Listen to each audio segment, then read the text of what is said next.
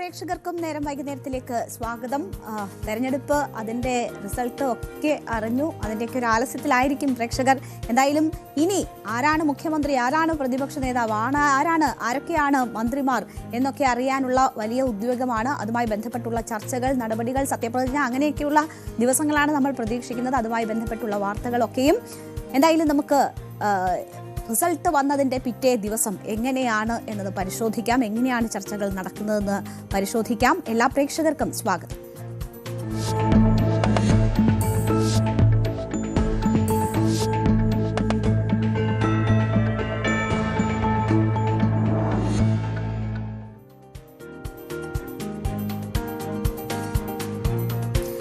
ആരാകും അടുത്ത മുഖ്യമന്ത്രി? ഏറ്റവും പ്രധാനമായി ഉയരുന്ന ചോദ്യമാണ്. ഏറ്റവും ആകാംക്ഷയോടെ എല്ലാവരും കാത്തിരിക്കുന്നതും ആരാണ് എന്നതറിയാനാണ്. എന്തായാലും ഉജ്ജ്വല വിജയത്തിന് പിന്നാലെ മുഖ്യമന്ത്രി ചർച്ചയിലേക്ക് കടക്കാൻ കോൺഗ്രസ് തീരുമാനിച്ചിരിക്കുന്നു. ഇതുവരെ ഈ വോട്ടിങ്ങിന് ശേഷം പല വിധത്തിലുള്ള ചർച്ചകൾ നടന്നു. ചാനൽ ചർച്ചകളിൽ മുഖ്യ സമയവും ഇതുമായി ബന്ധപ്പെട്ടുള്ള ചർച്ചകൾക്കായിരുന്നു.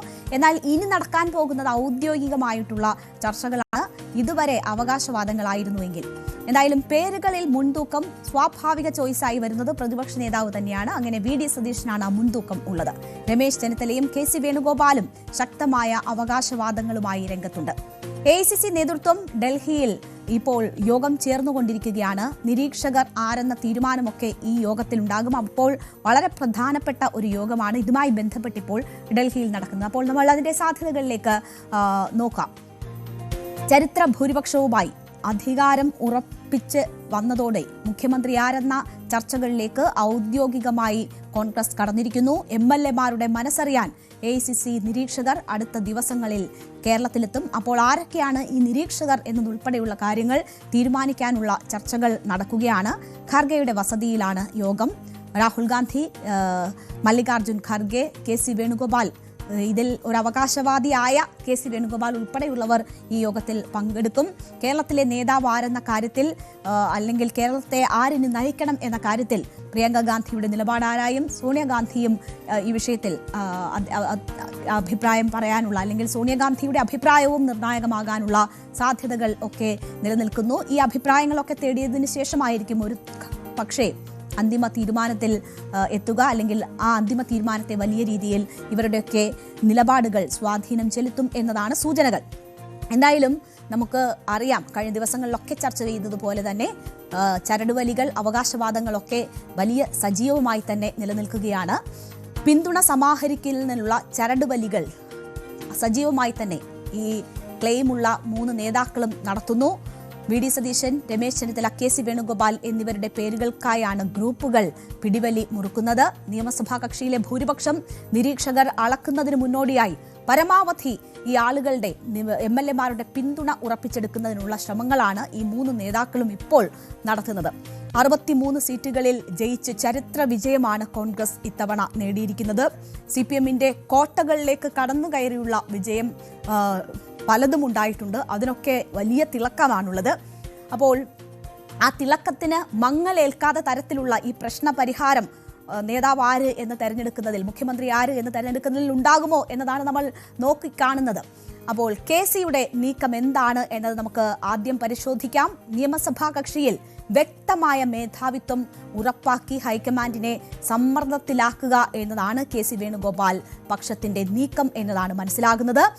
ആകെയുള്ള കോൺഗ്രസ് MLA-മാരിൽ 63 പേരിൽ 46 പേരുടെയൊക്കെ പിന്തുണ തങ്ങൾക്കുണ്ട് എന്ന അവകാശവാദമാണ് KC വിഭാഗം ഉന്നയിക്കുന്നത്. ഗ്രൂപ്പ് സമവാക്യങ്ങൾ പോലും മാറി മറിയുന്ന കാഴ്ചയാണ് ഈ അവകാശവാദം നൽകുന്നത്.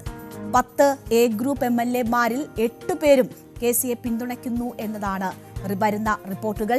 ഷാഫി പറമ്പിൽ KC പക്ഷത്തിനൊപ്പം നിലയുറപ്പിച്ചു എന്നതാണ് ഈ A ഗ്രൂപ്പിലെ പ്രധാന വോട്ടുകൾ അല്ലെങ്കിൽ MLA-മാരുടെ പിന്തുണ ഏകീകരിക്കുന്നതിൽ പ്രധാനമായത് എന്ന് കരുതുന്നു.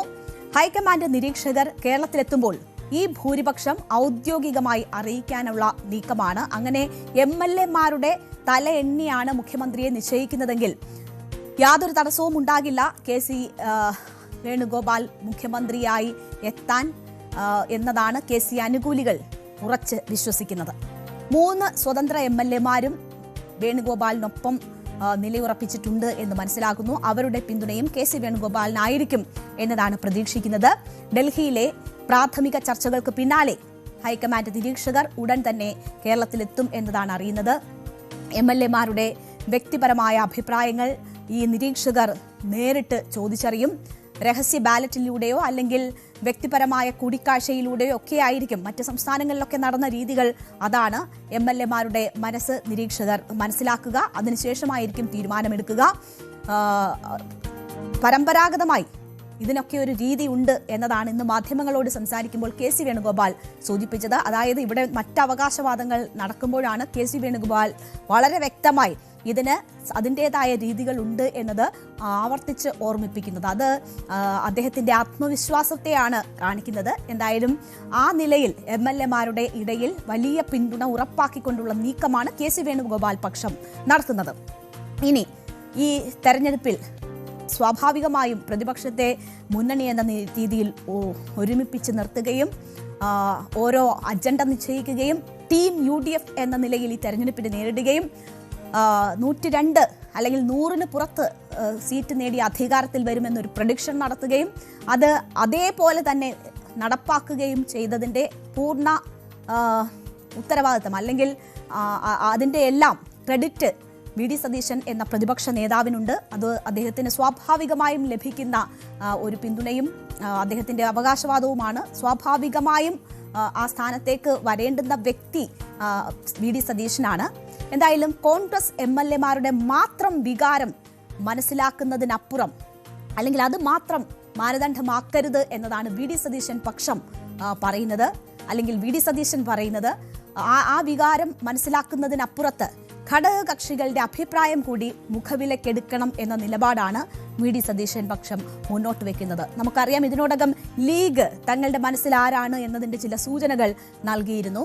ജനവികാരം മാനിക്കണമെന്ന ഒരു മുന്നറിയിപ്പ് നൽകിയിരുന്നു. ഇതൊക്കെ സതീശനെ സംബന്ധിച്ച് ആശ്വാസം നൽകുന്നതാണ്. അപ്പോൾ ഘടകകക്ഷികളുടെ നിലപാട് ആരാഞ്ഞാൽ തനിക്ക് പിന്തുണ ഉറപ്പാക്കാൻ കഴിയും എന്നൊരു നിരീക്ഷണമാണ് വി ഡി സതീശനെ സംബന്ധിച്ചുള്ളത്. അങ്ങനെ ഒരു വിശ്വാസം അദ്ദേഹത്തെ സംബന്ധിച്ചുണ്ട്. അതുകൊണ്ട് തന്നെ അങ്ങനെ ഒരു അഭിപ്രായം ഹൈക്കമാൻഡിന് മുന്നിലേക്ക് വെക്കുന്നു വി ഡി സതീശൻ പക്ഷം. സതീശനായി സംസ്ഥാനത്തിന്റെ പലയിടത്തും ഇന്ന് ഫ്ലക്സുകൾ ഉയർന്നു. നിയുക്ത മുഖ്യമന്ത്രി എന്ന നിലയിൽ തന്നെ അഭിസംബോധന ചെയ്തുകൊണ്ട് കേരളത്തെ ഇനി നയിക്കാൻ പോകുന്നത് വി ഡി സതീശൻ എന്ന് പറഞ്ഞുകൊണ്ട് അവകാശപ്പെട്ടുകൊണ്ടൊക്കെയുള്ള ഫ്ലെക്സ് ബോർഡുകളാണ് ഉയർന്നിട്ടുള്ളത്. അതേസമയം തന്നെ കോട്ടയത്ത് കെ സി വേണുഗോപാലിന്റെ ഫ്ലെക്സിൽ കരിയോയിൽ പ്രയോഗം നടത്തുന്നവരെയും നമ്മൾ കണ്ടു, അല്ലെങ്കിൽ കരിയോയിൽ പ്രയോഗം നടക്കുന്നത് നമ്മൾ കണ്ടു. നേതാക്കളെ മുഖ്യമന്ത്രിയായി അവരോധിച്ചുള്ള ഫ്ലെക്സ് പോരാട്ടം അങ്ങനെ ഒരു നിലയിൽ മുറുകുമ്പോൾ തന്നെയാണ് ഇതിനുള്ള ചരടുവലികൾ നേതാക്കൾ ശക്തമാക്കിയിട്ടുള്ളത്. സ്വാഭാവിക ചോയ്സ് താനാണ് എന്നതാണ് വി ഡി സതീശന്റെ അവകാശവാദം. ലീഗിന്റെ പിന്തുണ, ഇതൊക്കെ സതീശന്റെ ശക്തിയാണ്. 2021 പരാജയപ്പെട്ട് കോൺഗ്രസും UDF-ഉം പ്രതിസന്ധിയിലായ കാലത്ത് പ്രതിപക്ഷ നേതൃസ്ഥാനത്തേക്ക് വന്ന വ്യക്തിയാണ് വി ഡി സതീശൻ. പല അഭിമുഖങ്ങളിലും അദ്ദേഹം തന്നെ ഇപ്പോൾ ആവർത്തിക്കുന്നു, അന്ന് സോണിയാഗാന്ധി ഉൾപ്പെടെയുള്ളവർ തന്നിൽ വിശ്വാസം അർപ്പിച്ച് ഏൽപ്പിച്ച ദൗത്യം താൻ ഇപ്പോൾ പാലിച്ചിരിക്കുന്നു, ആ വിശ്വാസം കാത്തുസൂക്ഷിച്ചിരിക്കുന്നു എന്നതാണ് അദ്ദേഹം ആവർത്തിച്ച് പറയുന്നത്. ആ വിശ്വാസം കാത്തുസൂക്ഷിച്ച ഇവിടെ പാർട്ടിയെ വീണ്ടും അധികാരത്തിലേക്ക് കൊണ്ടുവന്ന, അതും ചരിത്രത്തിൽ തന്നെ ഏറ്റവും വലിയ മിന്നുന്ന വിജയം കാഴ്ചവെച്ച ഈ അവസരത്തിൽ വി ഡി സതീശനെ അങ്ങനെ അങ്ങ് തള്ളിക്കളയാൻ പറ്റുമോ എന്നൊരു ചോദ്യമാണ് ഉയരുന്നത്. 5 ഉപതെരഞ്ഞെടുപ്പുകളിൽ 4-ലും മുന്നണിയെ വിജയത്തിലേക്ക് നയിച്ചു. ലോക്സഭാ ഉപതെരഞ്ഞെടുപ്പിൽ മുന്നണിക്ക് മിന്നുന്ന തിളക്കം നേടിക്കൊടുത്തു. തദ്ദേശ തെരഞ്ഞെടുപ്പിൽ ശക്തമായ തിരിച്ചുവരവാണ് നടത്തിയത്. അതും ചരിത്രത്തിലെ മികച്ച ഒരു പ്രകടനമായിരുന്നു. തുടർച്ചയായ തെരഞ്ഞെടുപ്പ് വിജയങ്ങളിലൂടെ മുന്നണിക്ക് ജയിക്കാമെന്ന ആത്മവിശ്വാസം പകർന്നത്, അതിന് നേതൃത്വം നൽകിയത് പ്രതിപക്ഷ നേതാവ് എന്ന നിലയിൽ വി ഡി സതീശനാണ്. സാമുദായിക സംഘടനകളോടും രാഷ്ട്രീയ സമ്മർദ്ദ ശക്തികളോടും നിലപാടിന്റെ ബലത്തിൽ കാർക്കശ്യത്തോടെ നിലകൊണ്ടത് ശക്തനായ ഒരു നേതാവ് എന്ന പ്രതിച്ഛായ സമ്മാനിച്ചു. മറുപക്ഷത്ത് മുഖ്യമന്ത്രി എന്ന നിലയിൽ ഒറ്റ ഫിഗറായി മുഖ്യമന്ത്രി പിണറായി വിജയൻ ഉറച്ചു നിന്നപ്പോൾ അതിന് പോന്ന പ്രതിപക്ഷ നേതാവാണ് താൻ എന്ന് അദ്ദേഹം വാക്കുകൊണ്ടും പ്രവൃത്തി കൊണ്ടും തെളിയിച്ചുകൊണ്ടിരുന്നു. കേരളയിൽ ശബരിമല സ്വർണ്ണക്കൊള്ള, കിഫ്ബി വഴിയുള്ള സാമ്പത്തിക ദൂർത്ത് തുടങ്ങിയവ വിഷയങ്ങൾ തുറന്നു കാണിച്ച് സർക്കാരിനെ എതിർക്കുന്നതിൽ മുന്നിൽ നിന്നു. നിയമസഭയിൽ ഉള്ള പെർഫോമൻസ് ഒക്കെയും വി ഡി സതീശനെ സംബന്ധിച്ച് അനുകൂല ഘടകങ്ങളാണ്. ഘടകകക്ഷികളുടെ പിന്തുണ എന്നത് അദ്ദേഹത്തിന് അനുകൂലമാണ്. അധികാരത്തിൽ വരാൻ പോകുന്ന മുന്നണി എന്ന നിലയിൽ വികസന സ്വപ്നങ്ങൾ പങ്കുവച്ചതിലൂടെ പൊതുജന വിശ്വാസം ആർജിക്കാനൊക്കെ കഴിഞ്ഞിട്ടുണ്ട്. അതുകൊണ്ട് തന്നെ പൊതുജനങ്ങൾക്കിടയിൽ തനിക്ക് അല്ലെങ്കിൽ പാർട്ടി വോട്ട് ചെയ്തവർക്കിടയിൽ വി.ഡി. സതീശൻ തന്നെ മുഖ്യമന്ത്രിയാകണം എന്ന ഒരു വികാരം ഉണ്ട് എന്നതാണ് വി.ഡി. സതീശൻ പക്ഷം ചൂണ്ടിക്കാട്ടുന്നത്. അതാണ് ലീഗിന്റെ തന്നെ അഭിപ്രായത്തിലൂടെ പുറത്തു വന്നത്. എന്നാൽ മറുപക്ഷം ചൂണ്ടിക്കാട്ടുന്നത് അങ്ങനെയൊന്നില്ല, അത് സമൂഹ മാധ്യമങ്ങളിലൂടെയും മറ്റും പടച്ചുവിടുന്ന കാര്യമാണ് എന്നതൊക്കെയാണ് ചൂണ്ടിക്കാട്ടുന്നത്. എന്തായാലും ഈ അവകാശവാദങ്ങൾ ഒക്കെ ഇപ്പോൾ ഹൈക്കമാൻഡിന് മുന്നിലേക്ക് എത്തുന്നു, അല്ലെങ്കിൽ അതിൻ്റെ നിരീക്ഷകർ വരുമ്പോൾ അവർക്ക് മുന്നിലേക്കൊക്കെ എത്തുന്നു. എന്തായാലും 3 നേതാക്കളും അവരുടെ അവകാശവാദങ്ങൾ ഉന്നയിക്കുകയാണ്. ഘടകകക്ഷികളെ കൂടെ നിർത്തിക്കൊണ്ടുള്ള നീക്കത്തിനാണ് എന്തായാലും ഇപ്പോൾ വി.ഡി. സതീശൻ പ്രാധാന്യം നൽകുന്നത്. അവരുടെ നിലപാടാരായും എന്ന് ഇന്നും സാദിഖ് അലി തങ്ങൾ പറഞ്ഞത് നമ്മൾ കേട്ടു. ലീഗിൻ്റെയും അതായത് ഘടകകക്ഷികളുടെയും അഭിപ്രായം ആരാഞ്ഞതിന് ശേഷമായിരിക്കും കോൺഗ്രസ് നേതൃത്വം ഇത്തരത്തിൽ ആരാകണം മുഖ്യമന്ത്രി എന്നൊരു തീരുമാനം എടുക്കുന്നത് എന്നതായിരുന്നു ഇന്നും സാദിഖ് അലി തങ്ങൾ പറഞ്ഞത്. അപ്പോൾ ഘടകകക്ഷികളുടെ പിന്തുണ തേടും എന്ന ഒരു സാഹചര്യം ഉണ്ടായാൽ അത് വി.ഡി. സതീശന് ആശ്വാസം നൽകുന്നതായിരിക്കും. അപ്പോൾ ആ പ്രതികരണം കൂടി ഒന്ന് കേൾക്കാം. മുഖ്യമന്ത്രി സ്ഥാനത്തേക്ക് ആരാകണമെന്നാണ് മുസ്ലിം ലീഗിൻ്റെ ഒരു അഭിപ്രായമായിട്ട് വരും. അത് കോൺഗ്രസിൻ്റെ അവകാശമാണല്ലോ. കോൺഗ്രസ്സാണ് അത് മുഖ്യ കക്ഷി, കൂടുതൽ സീറ്റ് അവർക്കാണ്, ഗവർണർ അവരെയാണ് വിളിക്കുക. അപ്പോൾ അവരാണ് അതിന് ആളുകളെ നിയോഗിക്കേണ്ടത്. അത് പക്ഷേ കോൺഗ്രസ് നേതൃത്വം ഹൈക്കമാൻഡ് ഞങ്ങൾ മുസ്ലിം ലീഗ് അടക്കമുള്ള ഘടകകക്ഷികളുമായിട്ടൊക്കെ ആലോചിച്ചിട്ടായിരിക്കും ഒരു തീരുമാനം. പക്ഷേ അതിനുവേണ്ടി വലിയ പരസ്യ പ്രചരണങ്ങളൊക്കെ നടക്കുന്നുണ്ട് പല മാധ്യമങ്ങളിലും സാമൂഹ്യ മാധ്യമങ്ങളിലൊക്കെ. അതൊക്കെ കാണുമ്പോൾ അദ്ദേഹത്തിനൊരു ക്ലെയിം ഉള്ളതായിട്ട് അവകാശപ്പെടാൻ കഴിയില്ലേ? അല്ല, അദ്ദേഹം കഴിഞ്ഞ 5 വർഷമായി കേരളത്തിൽ പ്രതിപക്ഷ നേതൃസ്ഥാനത്തിരുന്നു കൊണ്ട് UDFനെ ശക്തിപ്പെടുത്താനും UDFനെ അധികാരത്തിൽ കൊണ്ടുവരുവാനും നല്ല നേതൃത്വം അദ്ദേഹം നൽകിയിട്ടുണ്ട്. കോൺഗ്രസ് തന്നെയാണല്ലോ അദ്ദേഹത്തെ പ്രതിപക്ഷ നേതാവായിട്ട് കേരളത്തിൽ നിയോഗിച്ചത്. ആ ഉത്തരവാദിത്തം അദ്ദേഹം ഭംഗിയായി നിറവേറ്റിയിട്ടുണ്ട് എന്ന് പറയുന്നതിൽ ഞങ്ങൾക്ക് ഒട്ടും ഒരു വിഷമവുമില്ല. ബാക്കി കാര്യങ്ങൾ കോൺഗ്രസ് തീരുമാനിക്കട്ടെ അല്ലേ? കോൺഗ്രസ് ഘടകകക്ഷികളുമായിട്ടൊക്കെ ആലോചിച്ചിട്ട് തീരുമാനങ്ങളിലെത്തും. കൃത്യമായി അദ്ദേഹം എല്ലാ ചോദ്യത്തിലും ഘടകകക്ഷികളുടെ അഭിപ്രായം ആരായും എന്നതിൽ ഫോക്കസ് കൊടുക്കുന്നത് നമ്മൾക്ക് ശ്രദ്ധിക്കാം. അത് ഇന്ന് അനുമോദ് ആവർത്തിച്ച് ചോദിക്കുമ്പോഴും അദ്ദേഹം അത് പറയുന്നുണ്ട്. കോൺഗ്രസ് തീരുമാനിച്ചിട്ട് എന്ന് പറയുമ്പോൾ തന്നെ ഘടകകക്ഷികളുമായി ആലോചിച്ച് തീരുമാനിക്കുമെന്ന കാര്യം അദ്ദേഹം പറയുകയാണ്. അതിലാണ് സതീശന്റെ പ്രതീക്ഷ. അത് മാത്രമല്ല, ഇപ്പോൾ ചില റിപ്പോർട്ടുകൾ വരുന്നത് ഇനി മുഖ്യമന്ത്രി സ്ഥാനത്തേക്ക് വി.ഡി. സതീശനെ പരിഗണിച്ചിട്ടില്ല എങ്കിൽ, അങ്ങനെ ഒരു പദവി ലഭിച്ചില്ല എങ്കിൽ ചിലപ്പോൾ അദ്ദേഹം ചില കടുത്ത നിലപാടുകളിലേക്ക് നീങ്ങിയേക്കും എന്ന സൂചനകൾ വരുന്നുണ്ട്.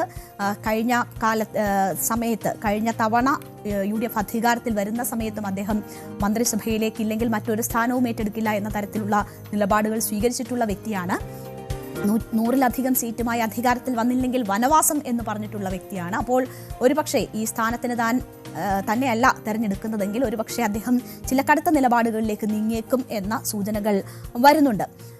എന്നാൽ കർക്കശക്കാരനായ ഒരു നേതാവ് എന്ന പ്രതീക്ഷയായ വി.ഡി. സതീശനുണ്ട്. അതും ഒരു വശത്ത് ഒരു വി.ഡി. സതീശനെതിരായ വികാരം ഉണർത്തുന്നുണ്ട്. സാമുദായിക ശക്തികളെ ഒക്കെ ഒന്നിച്ചു കൊണ്ടുപോകുന്ന, അവരോട് ചേർന്ന് പോകുന്നതാണ് കോൺഗ്രസിന്റെ പതിവ്. അതിൽ നിന്ന് വ്യത്യസ്ത സമീപനമാണ് എന്തായാലും വി.ഡി. സതീശൻ സ്വീകരിച്ചത്. അതുകൊണ്ട് തെരഞ്ഞെടുപ്പിൽ നഷ്ടമൊന്നും ഉണ്ടായിട്ടില്ല. പക്ഷേ അത് ഒരു ഭരണത്തിൽ ഇരിക്കുന്ന ആൾ, അതിൻ്റെ നേതൃസ്ഥാനത്തേക്ക്, മുഖ്യമന്ത്രി സ്ഥാനത്തേക്കൊക്കെ വരുന്ന ആൾ, എല്ലാവരെയും ഒരുമിച്ച് കൊണ്ടുപോകുക, അതിൻ്റെ ഒരു മെയ്വഴക്കം ഉണ്ടാവുക, അതിനുള്ളൊരു എക്സ്പീരിയൻസ് ഉണ്ടാവുക എന്നതൊക്കെ ചർച്ചയാക്കുമ്പോൾ അതൊക്കെ വി.ഡി. സതീശനെ സംബന്ധിച്ച് അദ്ദേഹത്തിന് പോരായ്മയായോ അല്ലെങ്കിൽ കുറവുകളായോ ചൂണ്ടിക്കാണിക്കുന്നുണ്ട് മറ്റ് ഇതിനുവേണ്ടി അവകാശവാദം ഉന്നയിക്കുന്നവർ. അപ്പോൾ നമ്മൾ കെ.സി. വേണുഗോപാലിൻ്റെയും വി.ഡി. സതീശൻ്റെയും സാധ്യതകൾ നോക്കി. ഇനി രമേശ് ചെന്നിത്തലയാണുള്ളത്. സീനിയോറിറ്റിയിലാണ് രമേശ് ചെന്നിത്തലയുടെ പ്രതീക്ഷ.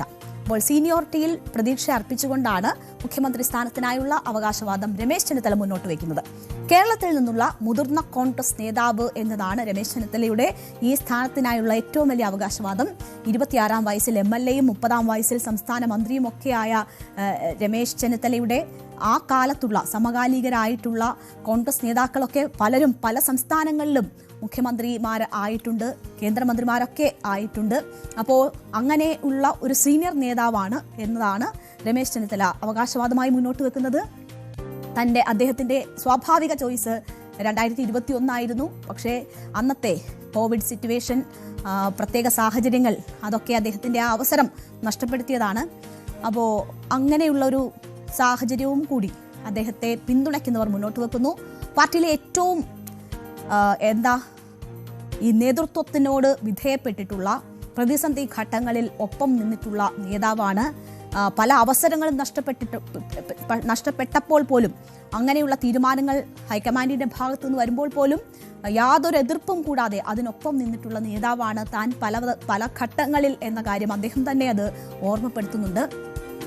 കെ കരുണാകരൻ പാർട്ടി പിളർത്തി DIC രൂപീകരിച്ച ഘട്ടത്തിൽ KPCC പ്രസിഡന്റായി വന്ന് പാർട്ടിയെ കെട്ടുറപ്പോടെ സംരക്ഷിച്ചു നിർത്തിയ വ്യക്തി എന്നതും ഒരു വലിയ അവകാശവാദമാണ് അദ്ദേഹത്തെ സംബന്ധിച്ച്. ആഭ്യന്തരമന്ത്രിയും ദീർഘകാലം MP-യുമായിരുന്നു. 2016 പ്രതിപക്ഷ നേതാവായപ്പോൾ അദ്ദേഹം ഉന്നയിച്ച അഴിമതി ആരോപണങ്ങൾ നമുക്ക് മുന്നിലുണ്ട്. സർക്കാരിനെ അതൊക്കെ പ്രതിസന്ധിയിൽ നിർത്തിയതാണ്. പ്രതികൂലമാകുന്ന ഘടകങ്ങളും എന്നാൽ രമേശ് ചെന്നിത്തലയെ സംബന്ധിച്ചുണ്ട്. 2021 തെരഞ്ഞെടുപ്പിൽ മുന്നണി അധികാരത്തിലേക്ക് നയിക്കാൻ സാധിച്ചില്ല എന്നത് വേണമെങ്കിൽ ചൂണ്ടിക്കാട്ടുന്നു. മാത്രമല്ല സീറ്റ് കുറയുന്ന സാഹചര്യമുണ്ടായി. തുടർച്ചയായി 10 വർഷം അതുകൊണ്ട് പ്രതിപക്ഷത്തിരിക്കേണ്ടി വന്നു. ആഭ്യന്തരമന്ത്രിയായിരിക്കെ നടന്ന സോളാർ ബാർക്കോഴ കേസ് അന്വേഷണങ്ങൾ പാർട്ടിയെയും മുന്നണിയെയും പ്രതിസന്ധിയിലാക്കിയ കാര്യങ്ങൾ ചൂണ്ടിക്കാട്ടുന്നുണ്ട്. കേരള കോൺഗ്രസ് മുന്നണി വിട്ടുപോയതുവരേക്കുള്ള കാര്യങ്ങൾ അതൊക്കെയും ചെന്നിത്തല നയിച്ച സാഹചര്യങ്ങളിൽ ഉണ്ടായിട്ടുള്ളതാണ്. അതൊക്കെ പരാജയത്തിന് കാരണമായിട്ടുണ്ട് എന്നൊക്കെയുള്ള വിലയിരുത്തലുകൾ അതിന്റെ പരിശോധനകൾ വരുമ്പോൾ അത് രമേശ് ചെന്നിത്തലയ്ക്ക് തിരിച്ചടിയാകുന്ന ഘട്ടവും എത്തുകയാണ്. എന്തായാലും ഇപ്പോൾ നടക്കുന്നത് നിർണായകമായിട്ടുള്ള ചർച്ചകളാണ് ഡൽഹിയിൽ നടക്കുന്നത്. അത് ഇവിടുത്തെ നിരീക്ഷകർ ആരാണ് എന്ന് തീരുമാനിക്കാനുള്ളതാണ്. MLA-മാരുടെ പിന്തുണയിൽ മുൻതൂക്കമുണ്ടെങ്കിലും ഗാന്ധി കുടുംബത്തിന്റെ മനസ്സറിയാനാണ് കേരളത്തിലെ നേതാക്കൾ ഒക്കെയും കാത്തിരിക്കുന്നത്. ഇപ്പോൾ MLA-മാരുടെ പിന്തുണ നോക്കിയാണ് പ്രധാനമായും കോൺഗ്രസിന്റെ മാനദണ്ഡം അതാണ്. എങ്കിൽ പോലും അതിനൊക്കെയും മേലെയാണ് ഗാന്ധി കുടുംബത്തിന്റെ മനസ്സ്. അപ്പോൾ അവർ എന്താണ് ചിന്തിക്കുന്നത് എന്നത് കാത്തിരിക്കുകയാണ് ഓരോ പാർട്ടി പ്രവർത്തകരും എന്ന് തന്നെ നമുക്ക് പറയാം.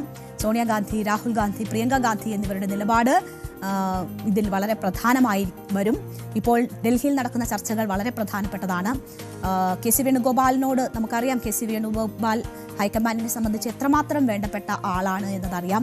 ഒരുപക്ഷെ ആ സ്നേഹം KC വേണുഗോപാലിന് തന്നെ തിരിച്ചടിയാകുന്നു. ഇപ്പോൾ പബ്ലിക് അക്കൗണ്ട്സ് കമ്മിറ്റി ചെയർമാൻ ആയി വരെ തെരഞ്ഞെടുക്കപ്പെട്ടിരിക്കുന്ന ഒരു സാഹചര്യത്തിൽ അദ്ദേഹത്തിന് അതൊക്കെ ഉപേക്ഷിച്ച് കേരളത്തിലേക്ക് മാത്രമായി ചുരുങ്ങാൻ പറ്റുമോ? ഹൈക്കമാൻഡ് അതിന് അനുവദിക്കുമോ? അങ്ങനെ ഒരുപക്ഷെ ആ സ്നേഹം അദ്ദേഹത്തിന് തിരിച്ചടിയാകുമോ എന്നൊന്നും അറിയില്ല. അപ്പോൾ എന്തായാലും ഈ 3 പേരുടെ മനസ്സിൽ എന്താണോ അത് ഈ തീരുമാനത്തിൽ വളരെ നിർണായകമായി വരുന്നൊരു സാഹചര്യമാണ്. ഹൈക്കമാൻഡ് നിരീക്ഷകർ കേരളത്തിലെത്തി.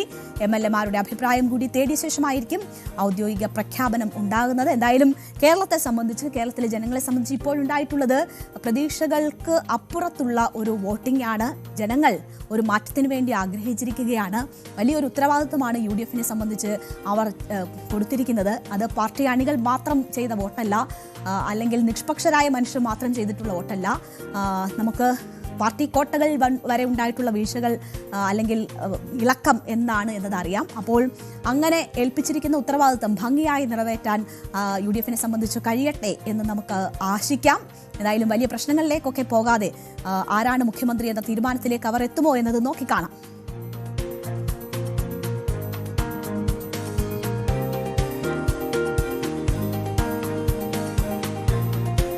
മുഖ്യമന്ത്രിയായാൽ മന്ത്രിമാർ ആരൊക്കെയാണ് എന്നതാണ് പിന്നീടുള്ള ആകാംക്ഷ. എന്തായാലും നിയമസഭാ തെരഞ്ഞെടുപ്പിലെ വിജയത്തിന് ശേഷം UDF പുതിയ മന്ത്രിസഭ രൂപീകരിക്കാനുള്ള ഒരുക്കങ്ങളിലും ചർച്ചകളിലും ഒക്കെയാണ്. അതുമായി ബന്ധപ്പെട്ടുള്ള ചർച്ചകളും ഒക്കെ ഒരു ഭാഗത്ത് ഉണ്ടാകുന്നുണ്ട്. മുഖ്യമന്ത്രി സ്ഥാനത്തേക്ക് VD സതീശനും KC വേണുഗോപാലും രമേശ് ചെന്നിത്തല എന്നിവരുടെ പേരുകൾ പരിഗണിക്കുമ്പോൾ ചാണ്ടി ഉമ്മൻ, മാത്യു കുഴൽനാടൻ തുടങ്ങിയ യുവ നേതാക്കൾ മന്ത്രിമാരുടെ സാധ്യതാ പട്ടികയിലേക്ക് വരുന്നു എന്നതാണ് നമുക്ക് കാണാൻ കഴിയുന്നത്. മുഖ്യമന്ത്രി അടക്കം 21 മന്ത്രിമാരുടെ പട്ടികയാണ് ഉണ്ടാവുക എന്നാണ് പ്രതീക്ഷിക്കപ്പെടുന്നത്. 5 മന്ത്രിമാരെ മുസ്ലിം ലീഗിൽ നിന്ന് ഇത്തവണ ഉണ്ടാകും എന്ന് കരുതുന്നു. 5 മന്ത്രിമാരിൽ കൂടുതൽ ക്ലെയിം അവർ ഉന്നയിക്കുമോ എന്നത് അറിയില്ല. എന്തായാലും 5 മന്ത്രിമാരുടെ സാധ്യതയാണ് ആദ്യഘട്ടത്തിൽ നമ്മളിപ്പോൾ കാണുന്നത്. കേരള കോൺഗ്രസ് ജോസഫ് ഗ്രൂപ്പ് 2 മന്ത്രിസ്ഥാനം വേണമെന്നൊരു അവകാശവാദം ഉന്നയിക്കും എന്നതൊക്കെ വാർത്തയായി വരുന്നുണ്ട്. എന്തായാലും ഇവിടെ ഒരു സീറ്റ് ആയിരിക്കാം നൽകുക. RSPക്കും ഒരു മന്ത്രിസ്ഥാനം എന്തായാലും കിട്ടുമെന്ന കാര്യം ഉറപ്പാണ്. അപ്പോൾ എങ്ങനെയൊക്കെയാണ് അതിൻ്റെ സാധ്യതകൾ എന്ന് നമ്മൾ നോക്കുന്നു. കോൺഗ്രസിന്റെ ഒരു 11 മന്ത്രിമാർ, ലീഗിന്റെ 5, കേരള കോൺഗ്രസിന്റെ 1, RSP 1, CMP 1, Kerala Congress Jacob വിഭാഗത്തിന് 1, ചെറുകക്ഷികൾക്ക് വീതം വെച്ച് നൽകുന്ന ഒരു മന്ത്രിസ്ഥാനം എന്നിങ്ങനെ ആയിരിക്കാം ഒരു പക്ഷേ ഈ മന്ത്രിസഭാ രൂപീകരണം എന്നതാണ് പ്രതീക്ഷിക്കുന്നത്. നിയമസഭാ തെരഞ്ഞെടുപ്പിലെ ഉജ്ജ്വല വിജയമാണ്. അതിന് പിന്നാലെയാണ് ഈ മന്ത്രിസഭാ രൂപീകരണ ചർച്ചകളിലേക്ക് പാർട്ടി നേതൃത്വങ്ങൾ കടക്കുന്നത്. മുഖ്യമന്ത്രി ചർച്ചകൾ ഒരു ഭാഗത്ത് നടക്കുമ്പോൾ തന്നെയാണ് മറുഭാഗത്ത് മന്ത്രിമാർ ആരൊക്കെയാകണം എന്ന തരത്തിലേക്കുള്ള ആലോചനകളിലേക്ക് നടക്കുന്നത്, അല്ലെങ്കിൽ അതിൻ്റെ സാധ്യതകൾ തേടുന്നത്. അപ്പോൾ ആദ്യത്തെ ഈ 3 പേരുകൾ, കെ സി വേണുഗോപാൽ മുഖ്യമന്ത്രി ആയില്ല എങ്കിൽ പിന്നെ അദ്ദേഹം മന്ത്രിസ്ഥാനത്തേക്ക് വരുന്ന സാഹചര്യം ഉണ്ടാവില്ല. അദ്ദേഹം മത്സര രംഗത്തുണ്ടായിരുന്ന വ്യക്തിയല്ല. രമേശ് ചെന്നിത്തലയാണ് മുഖ്യമന്ത്രിയാകുന്നതെങ്കിൽ വി ഡി സതീശന് ഒരു പ്രധാനപ്പെട്ട റോൾ അല്ലെങ്കിൽ പ്രധാനപ്പെട്ട വകുപ്പ് നൽകുക എന്നൊരു സാധ്യത നിൽക്കുന്നു. മറിച്ചാണെങ്കിലും അങ്ങനെ തന്നെ സംഭവിക്കാം. ഒരു പക്ഷേ വി ഡി സതീശൻ കടുത്ത തീരുമാനം എന്തെങ്കിലും എടുത്താൽ മാത്രമേ അതിൽ പിന്നീട് മാറ്റമുണ്ടാകാനുള്ള സാധ്യതയുള്ളൂ. അത് കഴിഞ്ഞാൽ ആ 2 നേതാക്കളുടെ കാര്യം കഴിഞ്ഞാൽ സണ്ണി ജോസഫിന്റെ പേരാണ് സീനിയോറിറ്റി കൊണ്ടും മറ്റും ഒക്കെ മുന്നിൽ വരുന്നത്. പിന്നീട് തിരുവഞ്ചൂർ രാധാകൃഷ്ണനുണ്ട്. സണ്ണി ജോസഫിനെയും തിരുവഞ്ചൂർ രാധാകൃഷ്ണനെയും പോലെയുള്ള മുതിർന്ന നേതാക്കൾ, മുൻപ് 2 തവണ മന്ത്രിയായിരുന്ന ആളാണ് തിരുവഞ്ചൂർ രാധാകൃഷ്ണൻ. അപ്പോൾ അവർ സ്വാഭാവികമായും മന്ത്രിസഭയിൽ ഉണ്ടാകാനുള്ള സാധ്യതയാണുള്ളത്. കെ മുരളീധരൻ വട്ടിയൂർക്കാവിൽ വളരെ ശക്തമായ മത്സരം, അതിനെ അതിജീവിച്ച് എത്തിയിരിക്കുകയാണ്. ഒരിടവേളയ്ക്ക് ശേഷം നിയമസഭയിലേക്ക് കെ മുരളീധരൻ എത്തുകയാണ്. അപ്പോൾ കെ മുരളീധരനും ഒരു മുതിർന്ന നേതാവാണ്. തീർച്ചയായും അദ്ദേഹവും മന്ത്രിസഭയിൽ ഉണ്ടാകും. MLA ആകാതെ മന്ത്രിയായി എന്ന ഒരു പേരുദോഷം അദ്ദേഹത്തെ സംബന്ധിച്ച് ഉള്ളതാണ്. അപ്പോൾ അദ്ദേഹം സ്വാഭാവികമായും എന്തായാലും മന്ത്രിസഭയിൽ ഉണ്ടാകും എന്നത് പ്രതീക്ഷിക്കുകയാണ്. തിരുവനന്തപുരത്ത് നിന്നും മന്ത്രിസ്ഥാനത്തേക്ക് സാധ്യത ഏറ്റവും കൂടുതൽ കെ മുരളീധരന് തന്നെയാണ്. പിന്നീട് മുൻ സ്പീക്കറും മുൻ ഗതാഗത മന്ത്രിയുമായ N ശക്തനും ഈ സാധ്യതാ പട്ടികയിലുണ്ട്. കൊല്ലത്ത് നിന്ന് PC വിഷ്ണുനാഥ് മന്ത്രിയാകാനുള്ള സാധ്യത വളരെ കൂടുതലാണ്. വണ്ടൂർ MLAയും മുൻ മന്ത്രിയുമായിരുന്ന AP അനിൽകുമാറും വിജയിച്ചെത്തിയിട്ടുണ്ട്. അദ്ദേഹവും എന്തായാലും മന്ത്രിയാകും. ഈ മന്ത്രിമാരുടെ സാധ്യതാ പട്ടികയിൽ അദ്ദേഹമുണ്ട്. ഉറപ്പായും മന്ത്രിയാകും എന്ന് പ്രതീക്ഷിക്കപ്പെടുന്ന വ്യക്തിയാണ്. മറ്റ് പരിഗണനകൾ, യുവാക്കളുടെ നല്ല പ്രാതിനിധ്യം ഈ മന്ത്രിസഭയിൽ ഉണ്ടാകും എന്നതാണ് പ്രതീക്ഷിക്കപ്പെടുന്നത്. അതിൽ ഏറ്റവും പ്രധാനമായും ഉയരുന്ന പേര് ചാണ്ടി ഉമ്മൻ്റേതാണ്. ചാണ്ടി ഉമ്മൻ 2ാമത് നിയമസഭയിലേക്ക് ജയിച്ചെത്തിയിരിക്കുകയാണ്. അദ്ദേഹത്തിൻ്റെ പ്രചരണം പോലും വളരെ മാതൃകാപരമായിരുന്നു. ഫ്ലെക്സ് ഒട്ടിക്കാതെ, പോസ്റ്റർ ഒട്ടിക്കാതെ ഒക്കെ സൈക്കിളിൽ ജനങ്ങളെ കണ്ട് അദ്ദേഹം 50,000-ലധികം വോട്ടിൻ്റെ ഭൂരിപക്ഷത്തോടു കൂടി തെരഞ്ഞെടുക്കപ്പെട്ടിരിക്കുകയാണ്. സ്വാഭാവികമായും ചാണ്ടി ഉമ്മൻ ഈ മന്ത്രിസഭയിൽ ഉണ്ടാകും, യുവമുഖമായി എന്നാണ് പ്രതീക്ഷിക്കപ്പെടുന്നത്. തിരുവഞ്ചൂർ രാധാകൃഷ്ണനും ചാണ്ടി ഉമ്മനും ഒരേ സമയം കോട്ടയത്ത് നിന്നുണ്ടാകുമോ, അല്ലെങ്കിൽ അതിൽ ആരെങ്കിലും ഒഴിവാക്കപ്പെടേണ്ടി വരുമോ എന്നത് അറിയില്ല. എന്തായാലും ഇപ്പോൾ ഏറ്റവും കൂടുതൽ ഉയർന്നു കേൾക്കുന്ന പേരിൽ ഇവർ 2ഉം സാധ്യതാ പട്ടികയിലുണ്ട്. മാത്യു കുഴൽനാടനാണ് യുവമുഖമായി മന്ത്രിസഭയിൽ എത്തുമെന്ന് പ്രതീക്ഷിക്കുന്ന മറ്റൊരു പേര്. മാത്യു കുഴൽനാടൻ, നമുക്കറിയാം സഭയിൽ കഴിഞ്ഞ 5 വർഷത്തെ സഭാ നടപടികൾ എടുത്താൽ സർക്കാരിനെതിരെ ഏറ്റവും കൂടുതൽ ഭരണപക്ഷത്തിനെതിരെ സഭയിൽ ആഞ്ഞടിച്ചിട്ടുള്ള വ്യക്തിയാണ് മാത്യു കുഴൽനാടൻ. ഈ തെരഞ്ഞെടുപ്പിന്റെ ഏറ്റവും നിർണായകമായ ഘട്ടത്തിൽ, വോട്ടെടുപ്പിലേക്ക് നീങ്ങുന്നതിന് തൊട്ടു മുൻപ്, പരസ്യപ്രചാരണം അവസാനിക്കുന്നതിന് മുൻപ് മാത്യു കുഴൽനാടൻ നടത്തിയ വാർത്താസമ്മേളനം നമുക്കറിയാം. അത് ഈ പ്രളയം ഒരു മനുഷ്യനിർമ്മിതമായിരുന്നു എന്നതിൻ്റെ തെളിവുകൾ സഹിതം അദ്ദേഹം പുറത്തുവിടുന്നു. അത് എല്ലാ മണ്ഡലങ്ങളിലും, പ്രളയം ബാധിച്ച എല്ലാ മണ്ഡലങ്ങളിലും, കേരളത്തിലുടനീളം 140 മണ്ഡലങ്ങളിലും അത് ചർച്ചയാകുന്ന ഒരു സാഹചര്യമൊക്കെ ഉണ്ടായിരുന്നു. അങ്ങനെ സർക്കാരിനെതിരെ, ഭരണപക്ഷത്തിനെതിരെ എപ്പോഴും ശക്തമായ നിലപാട് എടുക്കുകയും സഭയിലും പുറത്തും ആ രീതിയിൽ സംസാരിക്കുകയും ചെയ്തിട്ടുള്ള മാത്യു കുഴൽനാടൻ യുവമുഖമായി ഈ മന്ത്രിസഭയിൽ ഉണ്ടാകും എന്നതാണ് പ്രതീക്ഷിക്കുന്നത്. അങ്ങനെ മാത്യു കുഴൽനാടൻ്റെ പേരും ഉയർന്നു കേൾക്കുന്നുണ്ട്. മുൻ യൂത്ത് കോൺഗ്രസ് സംസ്ഥാന അധ്യക്ഷനായ T സിദ്ദിഖ് വയനാട്ടിൽ നിന്ന് അദ്ദേഹവും മന്ത്രിമാരുടെ സാധ്യതാ ലിസ്റ്റിൽ ഇടം നേടിയിട്ടുണ്ട്. അദ്ദേഹവും മന്ത്രിയാകാനുള്ള സാധ്യത വളരെ കൂടുതലാണ്. കൽപ്പറ്റയിൽ 2ാം ടേമിലും അദ്ദേഹം മത്സരിച്ച് MLA ആയി എത്തിയിരിക്കുകയാണ്. അതുകൊണ്ട് T സിദ്ദിഖിനെയും പരിഗണിക്കേണ്ടി വരും. കായംകുളത്ത് നിന്ന് യു പ്രതിഭയെ തോൽപ്പിച്ച് എത്തിയ എം ലിജു നമുക്കറിയാം, ദൗർഭാഗ്യം കൊണ്ട് നിയമസഭയിലേക്ക് എത്താൻ പറ്റാതെ പോയ വ്യക്തിയാണ്. എം ലിജുവും സാധ്യതാ പട്ടികയിലുണ്ട്. മുൻ യൂത്ത് കോൺഗ്രസ് മുൻ സംസ്ഥാന അധ്യക്ഷനും മുതിർന്ന നേതാവുമായ എം ലിജു തീർച്ചയായും ഈ സാധ്യതാ പട്ടികയിൽ ഉൾപ്പെടുന്ന വ്യക്തിയാണ്. അല്ലെങ്കിൽ എം ലിജുവും മന്ത്രിയായി എത്താനുള്ള സാധ്യത വളരെ കൂടുതലാണ്. എറണാകുളത്ത് നിന്ന് TJ വിനോദ് സാധ്യതാ പട്ടികയിൽ ഉൾപ്പെട്ടിട്ടുണ്ട്. രമേശ് ചെന്നിത്തലയുടെ ഏറ്റവും അടുത്ത അനുയായികളിൽ ഒരാളാണ് TJ വിനോദ്. അതുകൊണ്ട് തന്നെ TJ വിനോദ് മന്ത്രിസഭയുടെ ഭാഗമാകും എന്നത് പ്രതീക്ഷിക്കുന്നുണ്ട്. അതല്ല എങ്കിൽ ടോണി ചെമ്മണി ഉൾപ്പെടെയുള്ളവരുടെ സാധ്യതകളും ഒക്കെ പറയുന്നുണ്ട്. ഇതിൽ മാറ്റങ്ങൾ ഉണ്ടായേക്കാം. ചർച്ചയുടെ പല ഘട്ടത്തിൽ സാമുദായിക സന്തുലിത അവസ്ഥ അതൊക്കെയും പരിഗണിച്ചുകൊണ്ടായിരിക്കും ഒരു അന്തിമ തീരുമാനത്തിലേക്ക് എത്തുക. അതുകൊണ്ട് തന്നെ ഒരുപാട് ചർച്ചകൾ ഇതുമായി ബന്ധപ്പെട്ടൊക്കെ വേണ്ടി വരുന്നതാണ്. നമ്മളിപ്പോൾ പരിശോധിക്കുന്നത് സാധ്യതകളാണ്. എം വിൻസെന്റ് ആ രീതിയിൽ സാധ്യത കൽപ്പിക്കപ്പെടുന്ന ഒരു വ്യക്തിയാണ്. VT ബൽറാമിന്റെ ഇപ്പോൾ 2 തവണ അദ്ദേഹം ജയിച്ചു. ഒരു ഇടവേളയ്ക്ക് ശേഷം വീണ്ടും VT ബൽറാം തെരഞ്ഞെടുക്കപ്പെട്ടിരിക്കുകയാണ്. MP രാജേഷിന് ശക്തമായ മത്സരത്തിലാണ് അദ്ദേഹം തോൽപ്പിച്ചത്. പക്ഷേ അതിനുള്ള സാധ്യതകൾ കുറവാണ് എന്നതാണ് പ്രതീക്ഷിക്കുന്നത്. പക്ഷേ അങ്ങനെ ഒരു ക്ലെയിം ഒരു പക്ഷേ ഉണ്ടാകാനുള്ള സാധ്യതകളുണ്ട്. ഇടുക്കിയിൽ നിന്ന് റോയ് കെ പൗലോസിന് സാധ്യതകൾ പറയുന്നു. ബിന്ദു കൃഷ്ണ, കൊല്ലത്ത് നിന്ന് ജയിച്ച ബിന്ദു കൃഷ്ണയെ സംബന്ധിച്ച് വളരെ സീനിയറായിട്ടുള്ള നേതാവാണ്. വനിതാ പ്രാതിനിധ്യം വളരെ പ്രധാനപ്പെട്ടതാണ്. അപ്പോൾ ബിന്ദു കൃഷ്ണയും ഷാനിമോൾ ഉസ്മാനും ജയിച്ചു വന്നിട്ടുണ്ട്. അതിൽ ആരെങ്കിലും ഒരാൾ എന്തായാലും മന്ത്രിസ്ഥാനത്തേക്ക് എത്തും എന്നതാണ് മനസ്സിലാക്കുന്നത്. അതിൽ കൂടുതൽ സാധ്യത ബിന്ദു കൃഷ്ണയ്ക്കാണ് എന്നതാണ് മനസ്സിലാക്കുന്നത്. അപ്പോൾ കോൺഗ്രസിന്റെ സാധ്യതകൾ അതൊക്കെയാണ് എങ്കിൽ ലീഗിൽ നിന്ന് 5 മന്ത്രിമാർ ഉണ്ടാകും എന്നതാണ് നമ്മൾ പ്രതീക്ഷിക്കുന്നത്. 5 മന്ത്രിമാർ, അതിൽ കൂടുതൽ നമുക്കറിയാം വലിയ സ്ട്രൈക്ക് റേറ്റോട് കൂടിയാണ് ലീഗ് ഇപ്പോൾ മത്സരിച്ച് ജയിച്ചിരിക്കുന്നത്. പക്ഷേ കോൺഗ്രസിനെ സംബന്ധിച്ച് അവർ 63 പേരെ ജയിപ്പിച്ചെടുത്ത ഒരു സാഹചര്യമുണ്ട്. അതുകൊണ്ട് തന്നെ 5 മന്ത്രിമാർ എന്നതിൽ തന്നെ ഒതുങ്ങാനുള്ള സാധ്യതകളാണ് നിലനിൽക്കുന്നത്. ഔദ്യോഗിക ചർച്ച ലീഗിൽ ഇതുവരെ ആരൊക്കെ മന്ത്രിമാരാകണം എന്നത് സംബന്ധിച്ച് തുടങ്ങിയിട്ടില്ല. എന്തായാലും PK കുഞ്ഞാലിക്കുട്ടി ആയിരിക്കും അതിൽ നമ്പർ 1 എന്ന കാര്യത്തിൽ സംശയമില്ല. ഉപമുഖ്യമന്ത്രി സ്ഥാനത്തെക്കുറിച്ചൊന്നും ഇപ്പോൾ അവകാശവാദം ഉന്നയിക്കുന്നില്ല എന്നതാണ് ലീഗ് പറയുന്നത്. അങ്ങനെ എന്തെങ്കിലും ഉണ്ടാകുമോ എന്ന് നമുക്ക് ഇപ്പോൾ ഉറപ്പില്ല. എന്തായാലും PK കുഞ്ഞാലിക്കുട്ടി നിയമസഭയുടെ ചരിത്രത്തിലെ ഏറ്റവും വലിയ ഭൂരിപക്ഷം, നമുക്കൊന്നും പ്രതീക്ഷിക്കാത്ത അല്ലെങ്കിൽ ആരും സ്വപ്നം കാണാത്ത ഭൂരിപക്ഷത്തോടുകൂടി തെരഞ്ഞെടുക്കപ്പെട്ടിരിക്കുകയാണ്. അദ്ദേഹം എന്തായാലും മന്ത്രിസഭയുടെ ഭാഗമാകും. അതിൽ വലിയ റോൾ ഉണ്ടോ എന്നത് മാത്രമാണ് നോക്കിക്കാണേണ്ടത്. PK Basheer, N Shamsuddin, Abid Hussain Thangal, Parakkal Abdulla, MA Razak, KM Shaji എന്നിവരാണ് ഈ ലീഗിൽ നിന്ന് മന്ത്രിമാരാകും എന്ന് പ്രതീക്ഷിക്കപ്പെടുന്നവർ. PK ബഷീർ, ആബിദ് ഹുസൈൻ തങ്ങൾ, KM ഷാജി എന്നിവരുടെ പേരുകളാണ് മലപ്പുറത്ത് നിന്ന് പരിഗണിക്കുന്നതിൽ. ഇവരിൽ ഏതെങ്കിലും ഒരാൾക്കാകും മന്ത്രിസ്ഥാനം ലഭിക്കുക. ഒന്നിൽ കൂടുതൽ ആളുകളെയും ഉൾപ്പെടുത്താനുള്ള സാധ്യതകളുണ്ട്. കോഴിക്കോടാണെങ്കിൽ 6 MLA-മാരാണ് ലീഗിനുള്ളത്. അവിടെ നിന്ന് പാറക്കൽ അബ്ദുള്ള, റസാഖ് മാസ്റ്റർ തുടങ്ങിയവരിൽ ഒരാളെ പരിഗണിക്കും എന്നതാണ് പ്രതീക്ഷിക്കുന്നത്. പാലക്കാട് N ഷംസുദ്ദീൻ ജയിച്ചു വന്നിട്ടുണ്ട്. പാലക്കാട് നിന്ന് N ഷംസുദ്ദീൻ മന്ത്രിസഭയിലേക്ക് എത്തും എന്നത് കരുതുന്നു. എല്ലാ ജില്ലകൾക്കും പ്രാതിനിധ്യം നൽകണം എന്ന ഒരു തീരുമാനം ലീഗിൽ ഉണ്ടാവുകയാണെങ്കിൽ എറണാകുളത്ത് നിന്ന് V അബ്ദുൽ ഗഫൂറിന്റെ പേര് പരിഗണിക്കാനുള്ള സാധ്യതകളുണ്ട്.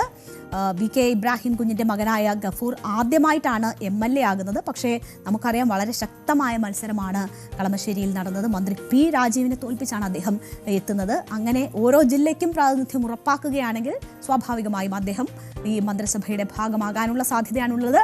മഞ്ചേശ്വരത്ത് നിന്ന് ജയിച്ചു വന്നിട്ടുള്ള AKM അഷ്റഫ് മന്ത്രിസ്ഥാനത്തിന് അവകാശവാദവുമായി രംഗത്തുണ്ട് എന്നതാണ് മനസ്സിലാക്കുന്നത്. അദ്ദേഹത്തിനും അങ്ങനെ ഒരു ക്ലെയിം ഉണ്ട്. അങ്ങനെ ജില്ലാ അടിസ്ഥാനത്തിൽ പരിഗണിക്കുകയാണെങ്കിൽ അദ്ദേഹത്തിനുമുള്ള സാധ്യതയുണ്ട്. എന്തായാലും ഉപമുഖ്യമന്ത്രി സ്ഥാനം ഉണ്ടാകുമോ ഇല്ലയോ എന്നത് ഇപ്പോഴും വ്യക്തമാകാത്ത ഒരു സാഹചര്യമുണ്ട്. അതിൽ എന്ത് തീരുമാനം ഉണ്ടാകുന്നു എന്നത് അറിയണം. ലീഗ് എന്തായാലും അത്തരം ഒരു അവകാശവാദം ഉന്നയിക്കില്ല എന്നതായിരുന്നു ഇതുവരെ പറഞ്ഞിരുന്നത്. ലീഗ് നേതൃയോഗം ഉടൻ ചേർന്നായിരിക്കും ഈ കാര്യങ്ങളിലൊക്കെ ഒരു തീരുമാനം എടുക്കുക. ഉപമുഖ്യമന്ത്രി സ്ഥാനത്തിന് അവകാശവാദം ഉന്നയിക്കണമോ വേണ്ടയോ എന്നുള്ള കാര്യത്തിൽ, മന്ത്രിമാർ ആരൊക്കെയാകണം എന്നതിനുള്ള കാര്യത്തിലൊക്കെയും ലീഗ് നേതൃയോഗം ചേർന്ന് തീരുമാനമെടുക്കും. സാദിഖ് അലി തങ്ങൾ നേതാക്കളുടെ അഭിപ്രായം അല്ലാതെയും തേടും എന്നതാണ് മനസ്സിലാകുന്നത്. എന്തായാലും മുന്നണിയിലോ പാർട്ടിയിലോ യാതൊരു അസ്വാരസ്യവും ഇല്ലാതെ തീരുമാനമെടുക്കാനുള്ള നീക്കമാണ് ലീഗ് നടത്തുന്നത്. നമ്മൾ ഈ തെരഞ്ഞെടുപ്പ് കാലത്തുടനീളം ലീഗിൽ നിന്ന് അതാണ് കണ്ടിട്ടുള്ളത്. എല്ലാ കാലത്തും ലീഗ് അത്തരം നിലപാടുകളാണ് സ്വീകരിച്ചിട്ടുള്ളത്. എന്തായാലും മുഖ്യമന്ത്രി അടക്കം 21 മന്ത്രിമാർ പട്ടികയിൽ ഉണ്ടാകുമെന്നതാണ് പ്രതീക്ഷിക്കുന്നത്. ലീഗിൽ നിന്ന് 5 പേർ, അങ്ങനെ മറ്റ് പ്രധാനപ്പെട്ട ഘടകകക്ഷികൾക്ക് ഓരോ മന്ത്രിസ്ഥാനം നൽകും എന്നതാണ് പ്രതീക്ഷിക്കുന്നത്. ഇതിൽ കേരള കോൺഗ്രസ് 2 മന്ത്രിസ്ഥാനം വേണം എന്ന ഒരു അവകാശവാദം മുന്നോട്ട് വെച്ചിട്ടുണ്ട് എന്ന് മനസ്സിലാക്കുന്നു. എന്തായാലും യുവാക്കളുടെ പ്രാതിനിധ്യവും സ്ത്രീ പ്രാതിനിധ്യവും ഒക്കെ ഉൾപ്പെടുത്തിക്കൊണ്ടുള്ള നല്ല ഒരു മന്ത്രിസഭ കണ്ടെത്തട്ടെ എന്ന് നമുക്ക് പ്രതീക്ഷിക്കാം. നല്ല ഭരണം കാഴ്ചവെക്കാൻ കഴിയട്ടെ എന്ന് പ്രതീക്ഷിക്കാം. ിലും പുറത്തുമൊക്കെ നമ്മൾ കാണുന്നു, നമ്മുടെ സ്റ്റാറ്റസുകളിലൊക്കെ കണ്ടുകൊണ്ടിരിക്കുകയാണ് അല്ലേ. വിജയുടെ ആരാധകർ വലിയ ആവേശത്തിലാണ്. അത് തമിഴ്നാട്ടിൽ മാത്രമല്ല, കേരളത്തിലും മറ്റ് സംസ്ഥാനങ്ങളിലും ഒക്കെ അങ്ങനെ തന്നെയാണ്. എന്തായാലും ഏറ്റവും വലിയ ഒറ്റക്കക്ഷിയായി തെരഞ്ഞെടുക്കപ്പെട്ടു. വിജയിയെ TVK യോഗം ചേർന്ന് ഇന്ന് നിയമസഭാ കക്ഷി നേതാവായി തെരഞ്ഞെടുത്തു. എങ്കിലും കേവല ഭൂരിപക്ഷം നേടാൻ കഴിയാത്തൊരു സാഹചര്യം TVK സംബന്ധിച്ചുണ്ടായിരുന്നു. 118 പേരുടെ പിന്തുണയാണ് സർക്കാർ ഉണ്ടാക്കാൻ തമിഴ്നാട്ടിൽ ആവശ്യമായിട്ടുള്ളത്. എന്നാൽ അതില്ല. അതിന് ഏതാണ്ട് 11 MLA-മാരുടെ ഒരു കുറവ് വരുന്നുണ്ട്. ഈ ഘട്ടത്തിൽ എന്തൊക്കെയായിരിക്കും വിജയുടെ സാധ്യതകൾ എന്ന ചർച്ച വളരെ സജീവമായിരുന്നു. എന്തായാലും ഏറ്റവും ഒടുവിൽ വരുന്ന വിവരം അനുസരിച്ച് വിജയ് കോൺഗ്രസിന് കൈകൊടുക്കാൻ തീരുമാനിച്ചിരിക്കുന്നു എന്നതാണ് മനസ്സിലാകുന്നത്. അങ്ങനെ ഒരു കത്ത് നൽകിയിരിക്കുന്നു എന്നതിൻ്റെ വിവരങ്ങളാണ് വരുന്നത്. അപ്പോൾ അതിൻ്റെ സാധ്യതകളാണ് നമ്മൾ പരിശോധിച്ചത്. വിജയ്ക്ക് മുന്നിൽ ഉണ്ടായിരുന്ന സാധ്യതകൾ, ഏറ്റവും വലിയ ഒറ്റകക്ഷിയായി TVK വരുന്നു. മാജിക് നമ്പറിലേക്ക് എത്താൻ, കേവല ഭൂരിപക്ഷത്തിലേക്ക് എത്താൻ വിജയ്ക്ക് വേണ്ടത് 11 പേരുടെ പിന്തുണയായിരുന്നു. അപ്പോൾ തമിഴ്നാട് നിയമസഭാ തെരഞ്ഞെടുപ്പിലെ കന്നി അംഗത്തിൽ തന്നെ TVK നേടിയെടുത്തത് 108 സീറ്റാണ്. ഏറ്റവും വലിയ ഒറ്റകക്ഷിയായെങ്കിലും സർക്കാർ രൂപീകരിക്കാനുള്ള കേവല ഭൂരിപക്ഷത്തിന് 11 സീറ്റുകളുടെ കുറവായിരുന്നു TVK സംബന്ധിച്ചുണ്ടായിരുന്നത്. വിജയ് 2 മണ്ഡലത്തിൽ മത്സരിച്ചിരുന്നു. ആ ഒരു മണ്ഡലം എന്തായാലും വിജയ്ക്ക് ഒഴിയേണ്ടി വരും. അതുകൊണ്ട് ഈ 108 എന്ന സംഖ്യ 107 മാറും. പിന്നീട് 118 എത്താൻ 11 അംഗങ്ങളുടെ പിന്തുണ വിജയ്ക്ക് വേണ്ടിവരും. അപ്പോൾ 11 പേരുടെ കുറവാണ് ഉണ്ടായിരുന്നത്. 234 അംഗ നിയമസഭയിലെ മാജിക് നമ്പർ 118 അപ്പോൾ എന്ത് ചെയ്യും TVK എന്നതായിരുന്നു ഈ മണിക്കൂർ വരെ തമിഴകത്ത് ഉയർന്നു കേട്ടിരുന്ന ഒരു ചോദ്യം. എല്ലാവരും ഉറ്റുനോക്കിയിരുന്നത് ആരോടൊപ്പം വിജയ് ചേരും എന്നതാണ്. നമുക്കറിയാം, ദ്രാവിഡ പൊളിറ്റിക്സ് ആണ് തമിഴ്നാടിനെ സംബന്ധിച്ചുള്ളത്. അത് ഉയർത്തിക്കാട്ടി തന്നെയാണ് വിജയും മത്സര രംഗത്തേക്ക് വന്നത്. വിജയ് DMK അങ്ങേയറ്റം ഈ തെരഞ്ഞെടുപ്പിൽ എതിർത്തിട്ടുണ്ട്. BJPയെയും അതുപോലെ തന്നെ അകറ്റി നിർത്തിയിട്ടുണ്ട്. കരൂർ ദുരന്ത സമയത്തൊക്കെ വിജയിയെ വേട്ടയാടുന്ന സമീപനം സ്വീകരിച്ചു എന്നത് നമ്മൾ കണ്ടതാണ്. ജനനായകൻ സിനിമയുടെ റിലീസുമായി ബന്ധപ്പെട്ടൊക്കെ കേന്ദ്രവുമായുള്ള ഏറ്റുമുട്ടൽ തെരഞ്ഞെടുപ്പിന് മുമ്പേ തന്നെ തുടങ്ങിയിട്ടുണ്ടായിരുന്നു വിജയ്. അപ്പോൾ വിജയുടെ മുന്നിലുള്ള വഴികൾ എന്തൊക്കെയാണ്, സാധ്യതകൾ എന്തൊക്കെയായിരുന്നു എന്നതായിരുന്നു. ഒരു സാധ്യത വിജയുടെ മുമ്പിൽ ഉണ്ടായിരുന്നത് ചെറു പാർട്ടികളുടെ പിന്തുണയോടെ സർക്കാർ രൂപീകരിക്കാൻ നീക്കം നടത്തുക എന്നതായിരുന്നു. നിലവിൽ DMKയുമായി സഖ്യത്തിലുള്ള കോൺഗ്രസ്, CPI, CPM, VCK തുടങ്ങിയ പാർട്ടികളുടെ പിന്തുണ തേടിക്കൊണ്ട് അധികാരം പിടിക്കുക എന്ന സാധ്യതയായിരുന്നു വിജയുടെ മുമ്പിൽ ഉണ്ടായിരുന്നത്. ഇപ്പോൾ വിജയ് ആ സാധ്യത തന്നെ തേടുന്നു എന്നതാണ് നമ്മൾ മനസ്സിലാക്കുന്നത്. റിസൾട്ട് വന്ന ഘട്ടത്തിൽ തന്നെ കോൺഗ്രസ് അധ്യക്ഷൻ രാഹുൽ ഗാന്ധി വിജയുമായി ചില ആശയവിനിമയങ്ങൾ നടത്തിയെന്ന റിപ്പോർട്ടുകൾ വന്നതാണ്. വിജയിയെ ഒപ്പം നിർത്താനുള്ള നീക്കം കോൺഗ്രസിന് താല്പര്യമുള്ളതായിരുന്നു. പക്ഷേ DMK എന്ന സഖ്യം വിട്ട്, DMKയുടെ സഖ്യം വിട്ട് TVKയ്ക്കൊപ്പം പോകാനുള്ള ബുദ്ധിമുട്ടായിരുന്നു. അല്ലെങ്കിൽ DMKയുടെ വലിയ രീതിയിലുള്ള സമ്മർദ്ദം ഒക്കെ കോൺഗ്രസിനെ ആ നീക്കത്തിൽ നിന്ന് പിന്തിരിപ്പിച്ചതാണ്. കോൺഗ്രസിനുള്ളിൽ തന്നെ അതിൽ അഭിപ്രായ ഭിന്നതകൾ ഉണ്ടായിരുന്നു. ആ ഘട്ടത്തിൽ DMKയിൽ തന്നെ ഉറച്ചു നിൽക്കാൻ തീരുമാനമെടുക്കുന്നു. പക്ഷേ തെരഞ്ഞെടുപ്പ് ഫലം വലിയ തിരിച്ചടിയാണ് ഉണ്ടാക്കിയിരിക്കുന്നത്. കോൺഗ്രസിനെ സംബന്ധിച്ച് അവർക്ക് 5 സീറ്റാണ് ലഭിച്ചിട്ടുള്ളത്. അപ്പോൾ സ്വാഭാവികമായും ഇപ്പോൾ തോൽവിയുടെ ഘട്ടത്തിൽ മറ്റു ചിന്തകൾക്ക് കോൺഗ്രസ് കൂടി തയ്യാറായി. രാഹുൽ ഗാന്ധി ആശയവിനിമയം നടത്തിയെന്നുള്ള വാർത്തകൾ ഉണ്ടായിരുന്നു. ആ വാർത്തകൾ സ്ഥിരീകരിച്ചുകൊണ്ട് തന്നെ KC വേണുഗോപാലും ഇന്ന് സംസാരിച്ചിരുന്നു. ഈ CPMഉം CPI, VCK എന്നീ പാർട്ടികൾ 2 സീറ്റുകൾ വീതം ജയിച്ചിട്ടുണ്ട്. അവരുടെ പിന്തുണ കൂടി ഉറപ്പിക്കുകയാണ് എങ്കിൽ ഭരണം നടത്താൻ ആവശ്യമായ ഒരു സംഖ്യയിലേക്ക് വിജയ്ക്ക് എത്താൻ പറ്റും. ഈ തമിഴ്നാട്ടിൽ വിജയെ പിന്തുണയ്ക്കണമോ എന്ന കാര്യം പരിശോധിക്കും എന്ന ഒരു സാധ്യത തന്നെ നേരത്തെ മാധ്യമങ്ങളെ കണ്ടപ്പോൾ KC വേണുഗോപാൽ മുന്നോട്ട് വെച്ചിരുന്നു. DMKയെ വിട്ട് TVK പിന്തുണയ്ക്കുന്ന കാര്യം കോൺഗ്രസ് സജീവമായി പരിഗണിക്കുന്നു എന്ന വാർത്തകൾക്കിടെ തന്നെയാണ് KC വേണുഗോപാലിന്റെ ഈ പ്രതികരണം വന്നത്. അതിന് പിന്നാലെ KC വേണുഗോപാലിന്റെ പ്രതികരണം കണ്ടതിന് ശേഷം നമുക്ക് തിരിച്ചെത്താം. പാർട്ടി എന്ത് ചെയ്യണമെന്നുള്ള നിലപാടുകൾ വരും ദിവസങ്ങളിൽ തീരുമാനിക്കും, ഇന്നും നാളെയൊക്കെ ആയിട്ട്. പക്ഷേ പാർട്ടിയുടെ മുന്നിൽ എന്താണ് വഴി എന്നുള്ള കാര്യം തീരുമാനിക്കും. ഞങ്ങൾക്കൊരു മുന്നണിയിലാണ് മത്സരിച്ചത്. പക്ഷേ പുതിയ സാഹചര്യത്തിൽ എന്ത് തീരുമാനിക്കണമെന്നുള്ളത് ആലോചിച്ച് തീരുമാനിക്കും.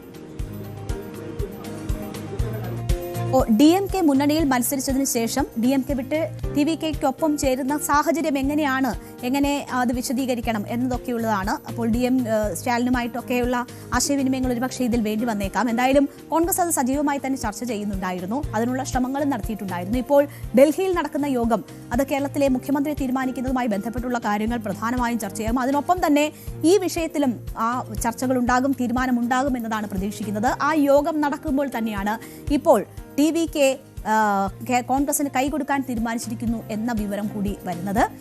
അങ്ങനെ ഒരു കത്ത് വിജയ് തന്നെ കോൺഗ്രസിന് കൈമാറിയിരിക്കുന്നു എന്നതാണ് മനസ്സിലാകുന്നത്. അങ്ങനെയാണെങ്കിൽ വളരെ പെട്ടെന്ന് ആ കാര്യത്തിൽ ഒരു തീരുമാനം ഉണ്ടാകും എന്നതാണ് പ്രതീക്ഷിക്കുന്നത്. എന്തായാലും ആശയവിനിമയങ്ങൾക്കൊടുവിൽ ആ രീതിയിൽ പോകുകയാണ് എങ്കിൽ അതിനുള്ള സാധ്യതയാണ് മുന്നിലുള്ളത്. എന്തായാലും മറ്റൊരു സാധ്യത ഇത് ഒരു പക്ഷേ കത്ത് നൽകിയതിനു ശേഷം ഇത് നടക്കാതിരിക്കാനുള്ള യാതൊരു സാധ്യതയുമില്ല. കോൺഗ്രസിന് തന്നെ അത്തരം ഒരു ബന്ധത്തിൽ താല്പര്യമുള്ളതാണ്. അതിനുള്ള ശ്രമങ്ങൾ കോൺഗ്രസ് ആദ്യം തെരഞ്ഞെടുപ്പിന് മുൻപ് നടത്തി, തെരഞ്ഞെടുപ്പിന് ശേഷവും നടത്തിയിട്ടുള്ളതാണ്. ഇനി ഏതെങ്കിലും സാഹചര്യത്തിൽ അത് നടന്നില്ല എങ്കിൽ TVKയ്ക്ക് മുന്നിലുള്ള മറ്റൊരു സാധ്യത AIADMK നേതൃത്വം നൽകുന്ന മുന്നണിയിലെ ഏതെങ്കിലുമൊക്കെ ഘടകകക്ഷികളെ അടർത്തിയെടുക്കുക എന്നതാണ്. പട്ടാളി മക്കൾ കക്ഷിയുടെ പിന്തുണ സ്വീകരിക്കുക എന്നതാണ്. 4 സീറ്റുകളാണ് ഇവർക്ക് സമ്പാദ്യമായിട്ടുള്ളത്. എന്നാൽ AIADMKയുമായി ഏതെങ്കിലും തരത്തിലുള്ള സഖ്യത്തിന് വിജയ് മുതിരാനുള്ള സാധ്യത ഇല്ല. അതുതന്നെയാണ് ഇപ്പോൾ ഇങ്ങനെ കോൺഗ്രസുമായി കൈകൊടുക്കാൻ വിജയിയെ പ്രേരിപ്പിക്കുന്ന ഘടകവും. അപ്പോൾ BJP ബന്ധം ഒരു തരത്തിലും തമിഴ് രാഷ്ട്രീയത്തിന് ചേരുന്നതല്ല എന്ന ബോധ്യം വിജയെ സംബന്ധിച്ചുണ്ട്. TVKയുടെ ആശയപരമായ എതിരാളി എന്നാണ് വിജയ് BJPയെ വിശേഷിപ്പിച്ചിട്ടുള്ളത്. അതിനാൽ തന്നെ BJPയുമായി സഖ്യത്തിലുള്ള AIADMKയുമായി കൈകോർക്കാൻ വിജയ് ഒരു ഘട്ടത്തിലും തയ്യാറാകില്ല. അപ്പോൾ വിജയ്ക്ക് മുന്നിലുള്ള ഏറ്റവും സാധ്യമായിട്ടുള്ള സാധ്യത എന്ന് പറയുന്നതാണ് ഇപ്പോൾ ഈ കോൺഗ്രസുമായി കൈകൊടുക്കുക, മറ്റ് ചെറിയ കക്ഷികളെ ഒപ്പം നിർത്തിക്കൊണ്ട് ഒരു സർക്കാർ രൂപീകരിക്കുക എന്നത്. ഏതായാലും വിജയെ TVK ഇന്ന് ചേർന്ന യോഗത്തിൽ നിയമസഭാ കക്ഷി നേതാവായി തെരഞ്ഞെടുത്തു.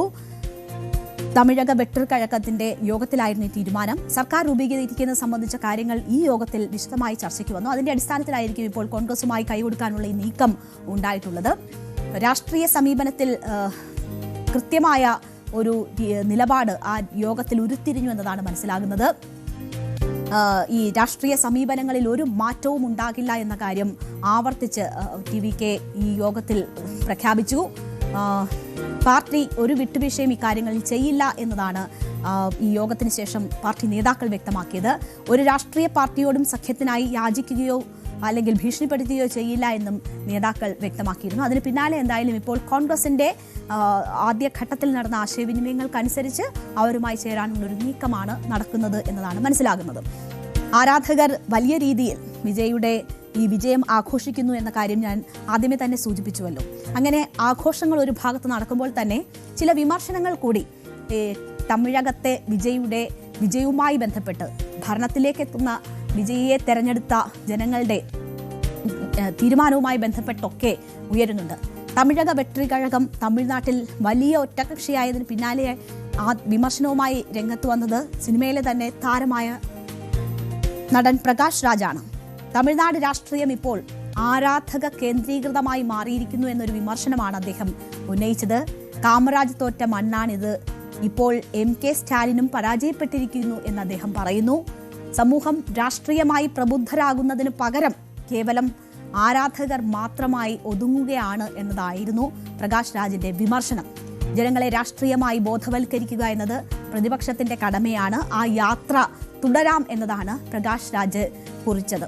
അപ്പോൾ 2 വർഷം മാത്രം രൂപീകരിച്ചിട്ടായിട്ടുള്ളൊരു പാർട്ടി, നമുക്കറിയാം കരൂർ ദുരന്തത്തിൻ്റെ ഒക്കെ സമയത്ത് എങ്ങനെയാണ് ഈ രീതിയിൽ ഒരു വലിയ റാലി നടത്തേണ്ടത്, അതിൻ്റെ രാഷ്ട്രീയ പ്രവർത്തനം നടത്തേണ്ടത്, ജനപ്രതിനിധികൾ എങ്ങനെയായിരിക്കണം, രാഷ്ട്രീയ പാർട്ടികൾ എങ്ങനെയായിരിക്കണം, അതിൻ്റെ ഒന്നും ഒരു അടിസ്ഥാനവും ഇല്ലാത്ത അല്ലെങ്കിൽ അങ്ങനെയുള്ള ബോധ്യങ്ങളിലേക്കൊന്നും എത്താത്ത കുറേയധികം ആളുകൾ നയിക്കുന്ന ഒരു പാർട്ടി എന്ന ഒരു ആക്ഷേപം TVK കേട്ടിരുന്നതാണ്.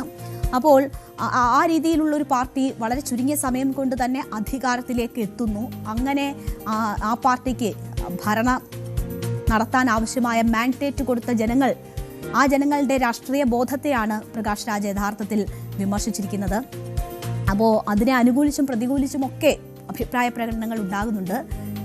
ഈ കുറിപ്പിന് താഴെ വിജയ് ആരാധകർ നല്ല രീതിയിൽ പൊങ്കാലയിടുന്നുണ്ട്. കടുത്ത വിമർശനങ്ങളാണ് വിജയ് ആരാധകർ നടത്തുന്നത്. തമിഴനല്ല പ്രകാശ് രാജ് എന്നൊരു കാര്യം ചൂണ്ടിക്കാട്ടുന്നു. അതുകൊണ്ട് തമിഴ്നാടിന് വേണ്ടി സംസാരിക്കരുതെന്നൊക്കെയാണ് ചിലർ അതിൽ കുറിക്കുന്നത്. കർണാടകയിൽ താമസിക്കുന്ന താങ്കൾ എന്തിനാണ് തമിഴ് രാഷ്ട്രീയത്തിൽ ഇടപെടുന്നത് എന്ന ചോദ്യവും ഒക്കെയാണ് ചോദിക്കുന്നത്. എന്തായാലും വലിയ രീതിയിലുള്ള ഏറ്റുമുട്ടലുകൾക്ക് അത് വഴിവെക്കുന്നുണ്ട് സമൂഹ മാധ്യമത്തിൽ. പ്രകാശ് രാജ് മുൻപ് തെരഞ്ഞെടുപ്പിൽ പരാജയപ്പെട്ട കാര്യമൊക്കെ ഓർമ്മിപ്പിച്ചാണ് ചിലർ രംഗത്തെത്തുന്നത്. എന്തായാലും തമിഴ്നാട്ടിൽ ഈ ഒരു തരത്തിൽ തെരഞ്ഞെടുപ്പിൽ ഇങ്ങനെ ഒരു TVKക്ക് ഇത്ര വലിയ വിജയമുണ്ടാകാനുള്ള കാരണം അവിടെ ശക്തമായ ഭരണവിരുദ്ധ വികാരം ഉണ്ടായിരുന്നു എന്നതാണ്. ജയലളിതയ്ക്ക് ശേഷം ശക്തമായ ഒരു പ്രതിപക്ഷ നിര അല്ലെങ്കിൽ പകരം വെക്കാൻ മറ്റൊരു നേതാവ് ഉയർന്നു വരാത്ത സാഹചര്യവുമൊക്കെ വലിയ രീതിയിൽ തെരഞ്ഞെടുപ്പ് രംഗത്തുണ്ടായിരുന്നു. അവിടേക്കാണ്, ആ ഒരു ഇടത്തേക്കാണ് വിജയ് ഒരു പാർട്ടി രൂപീകരിച്ചുകൊണ്ടെത്തുന്നത്. അദ്ദേഹത്തിൻ്റെ ഫാൻ ബേസ്, അദ്ദേഹത്തിൻ്റെ പ്രായമൊക്കെയും വലിയ അനുകൂല ഘടകങ്ങളാണ്. അപ്പോൾ ജനങ്ങൾ വലിയ വിശ്വാസം വിജയിൽ അർപ്പിക്കുകയാണ്. തമിഴകത്തിൻ്റെ പുതിയ താരമായി വിജയിയെ തെരഞ്ഞെടുത്തിരിക്കുകയാണ്. വിജയുടെ കയ്യിൽ തമിഴകത്തിൻ്റെ ഭാവി ഭദ്രം എന്ന വിശ്വാസത്താലാണ് അവരവരെ തെരഞ്ഞെടുത്തിരിക്കുന്നത്. എന്തായാലും അതാണ് TVKയുടെ വിജയത്തിലേക്ക് നയിച്ച പ്രധാനപ്പെട്ട കാരണം. TVK ഇനിയുള്ള നീക്കങ്ങൾ എന്താകും, എങ്ങനെയാകും അവരുടെ ഭരണം, എന്തായിരിക്കും അവരുടെ സഖ്യം, ഇപ്പോൾ കോൺഗ്രസുമായി കൈകൊടുക്കുന്നു എന്നതാണ് ഏറെക്കുറെ ഉറപ്പായിരിക്കുന്ന കാര്യം. അവരുടെ പ്രവർത്തനം എന്താണ് എന്നതൊക്കെ എല്ലാവരും ഉറ്റുനോക്കിക്കൊണ്ടിരിക്കുകയാണ്. എന്തായാലും തമിഴകത്തിന്റെ പ്രതീക്ഷ കാക്കാൻ വിജയിക്ക് കഴിയട്ടെ എന്ന് നമുക്കും ആശിക്കാം.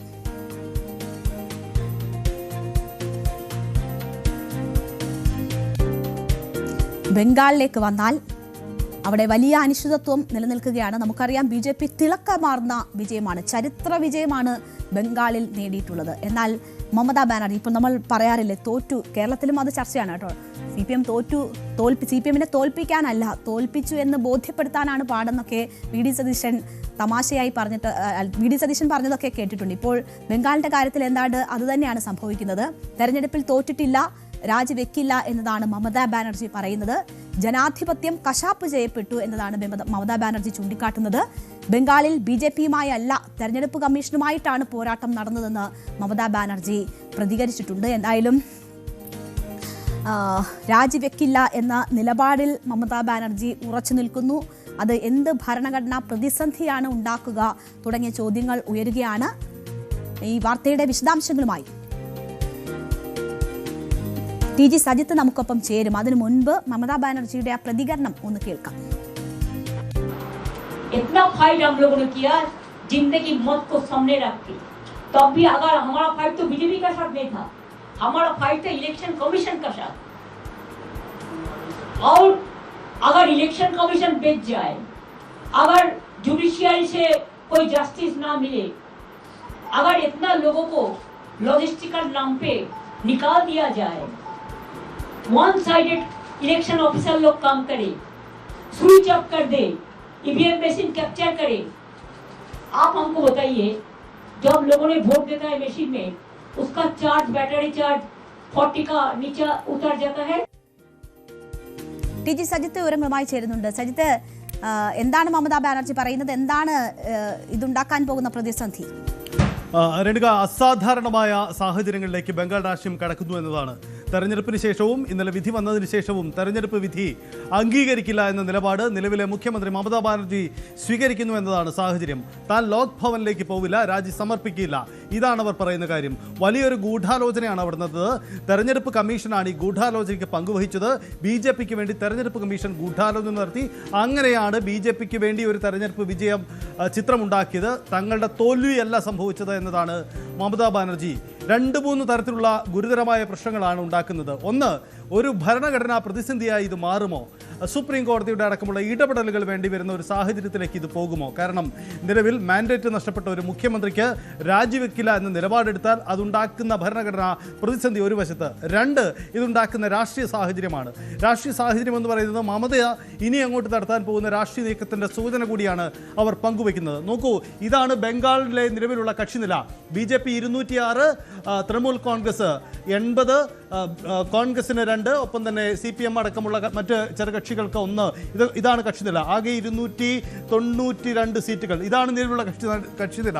അതായത് BJPക്ക് വലിയ മാൻഡേറ്റ് നൽകിയ തെരഞ്ഞെടുപ്പാണ് വരുന്നത്. പക്ഷേ ഇതിൻ്റെ സാഹചര്യം ഒരുക്കിയത് SIR ആണ്. അതായത് ഇതിനകം പുറത്തു വരുന്ന ചില കണക്കുകൾ പരിശോധിക്കുമ്പോൾ ഏകദേശം 170-ലധികം സീറ്റുകളിലെ BJPയുടെ വിജയം ഉണ്ടാവുന്നത് SIR എന്നൊരു വലിയ ഫാക്ടർ കൊണ്ടാണ്. അതായത് ഡിലീഷൻസ് നടന്ന വ്യാപകമായ ഡിലീഷൻസ് ഉണ്ടായ മണ്ഡലങ്ങളിലെല്ലാം BJPയുടെ വിജയമാണ്. അവിടെ തൃണമൂൽ കോൺഗ്രസ് ജയിച്ച മണ്ഡലങ്ങൾ ഉണ്ടെങ്കിൽ കൂടിയും ഭൂരിപക്ഷ മണ്ഡലങ്ങളിൽ BJPയുടെ വിജയമാണ് അവിടങ്ങളിൽ ഉണ്ടായിരിക്കുന്നത്. പലയിടങ്ങളിലും ഡിലീഷൻസിനും താഴെയാണ് BJPയുടെ ഭൂരിപക്ഷം. ഇതൊക്കെയാണ് ഇപ്പോൾ പുറത്തു വരുന്ന ചില കണക്കുകൾ. അതായത് ബോധപൂർവമായി തോൽപ്പിക്കുന്നതിന് വേണ്ടി ഈ തരത്തിലുള്ള ഒരു നീക്കം നടത്തി 95 ലക്ഷം വോട്ടുകളാണ് പശ്ചിമ ബംഗാളിൽ നിന്നും ഡിലീറ്റ് ചെയ്യപ്പെട്ടിരിക്കുന്നത്. അപ്പോൾ ഈ വോട്ടുകളൊക്കെ ഏത് രീതിയിൽ സ്വാധീനിക്കപ്പെട്ടു എന്ന ഒരു വലിയ നീക്കമാണ്. അപ്പോൾ മമത നടത്താൻ പോകുന്ന രാഷ്ട്രീയ നീക്കം അത് അസാധാരണമായ സാഹചര്യത്തിലേക്ക് കടക്കുന്നു എന്നാണ് എന്റെ ചിത്രം. ശരി, TG സജിത്താണ് വിവരങ്ങൾ നൽകിയത്.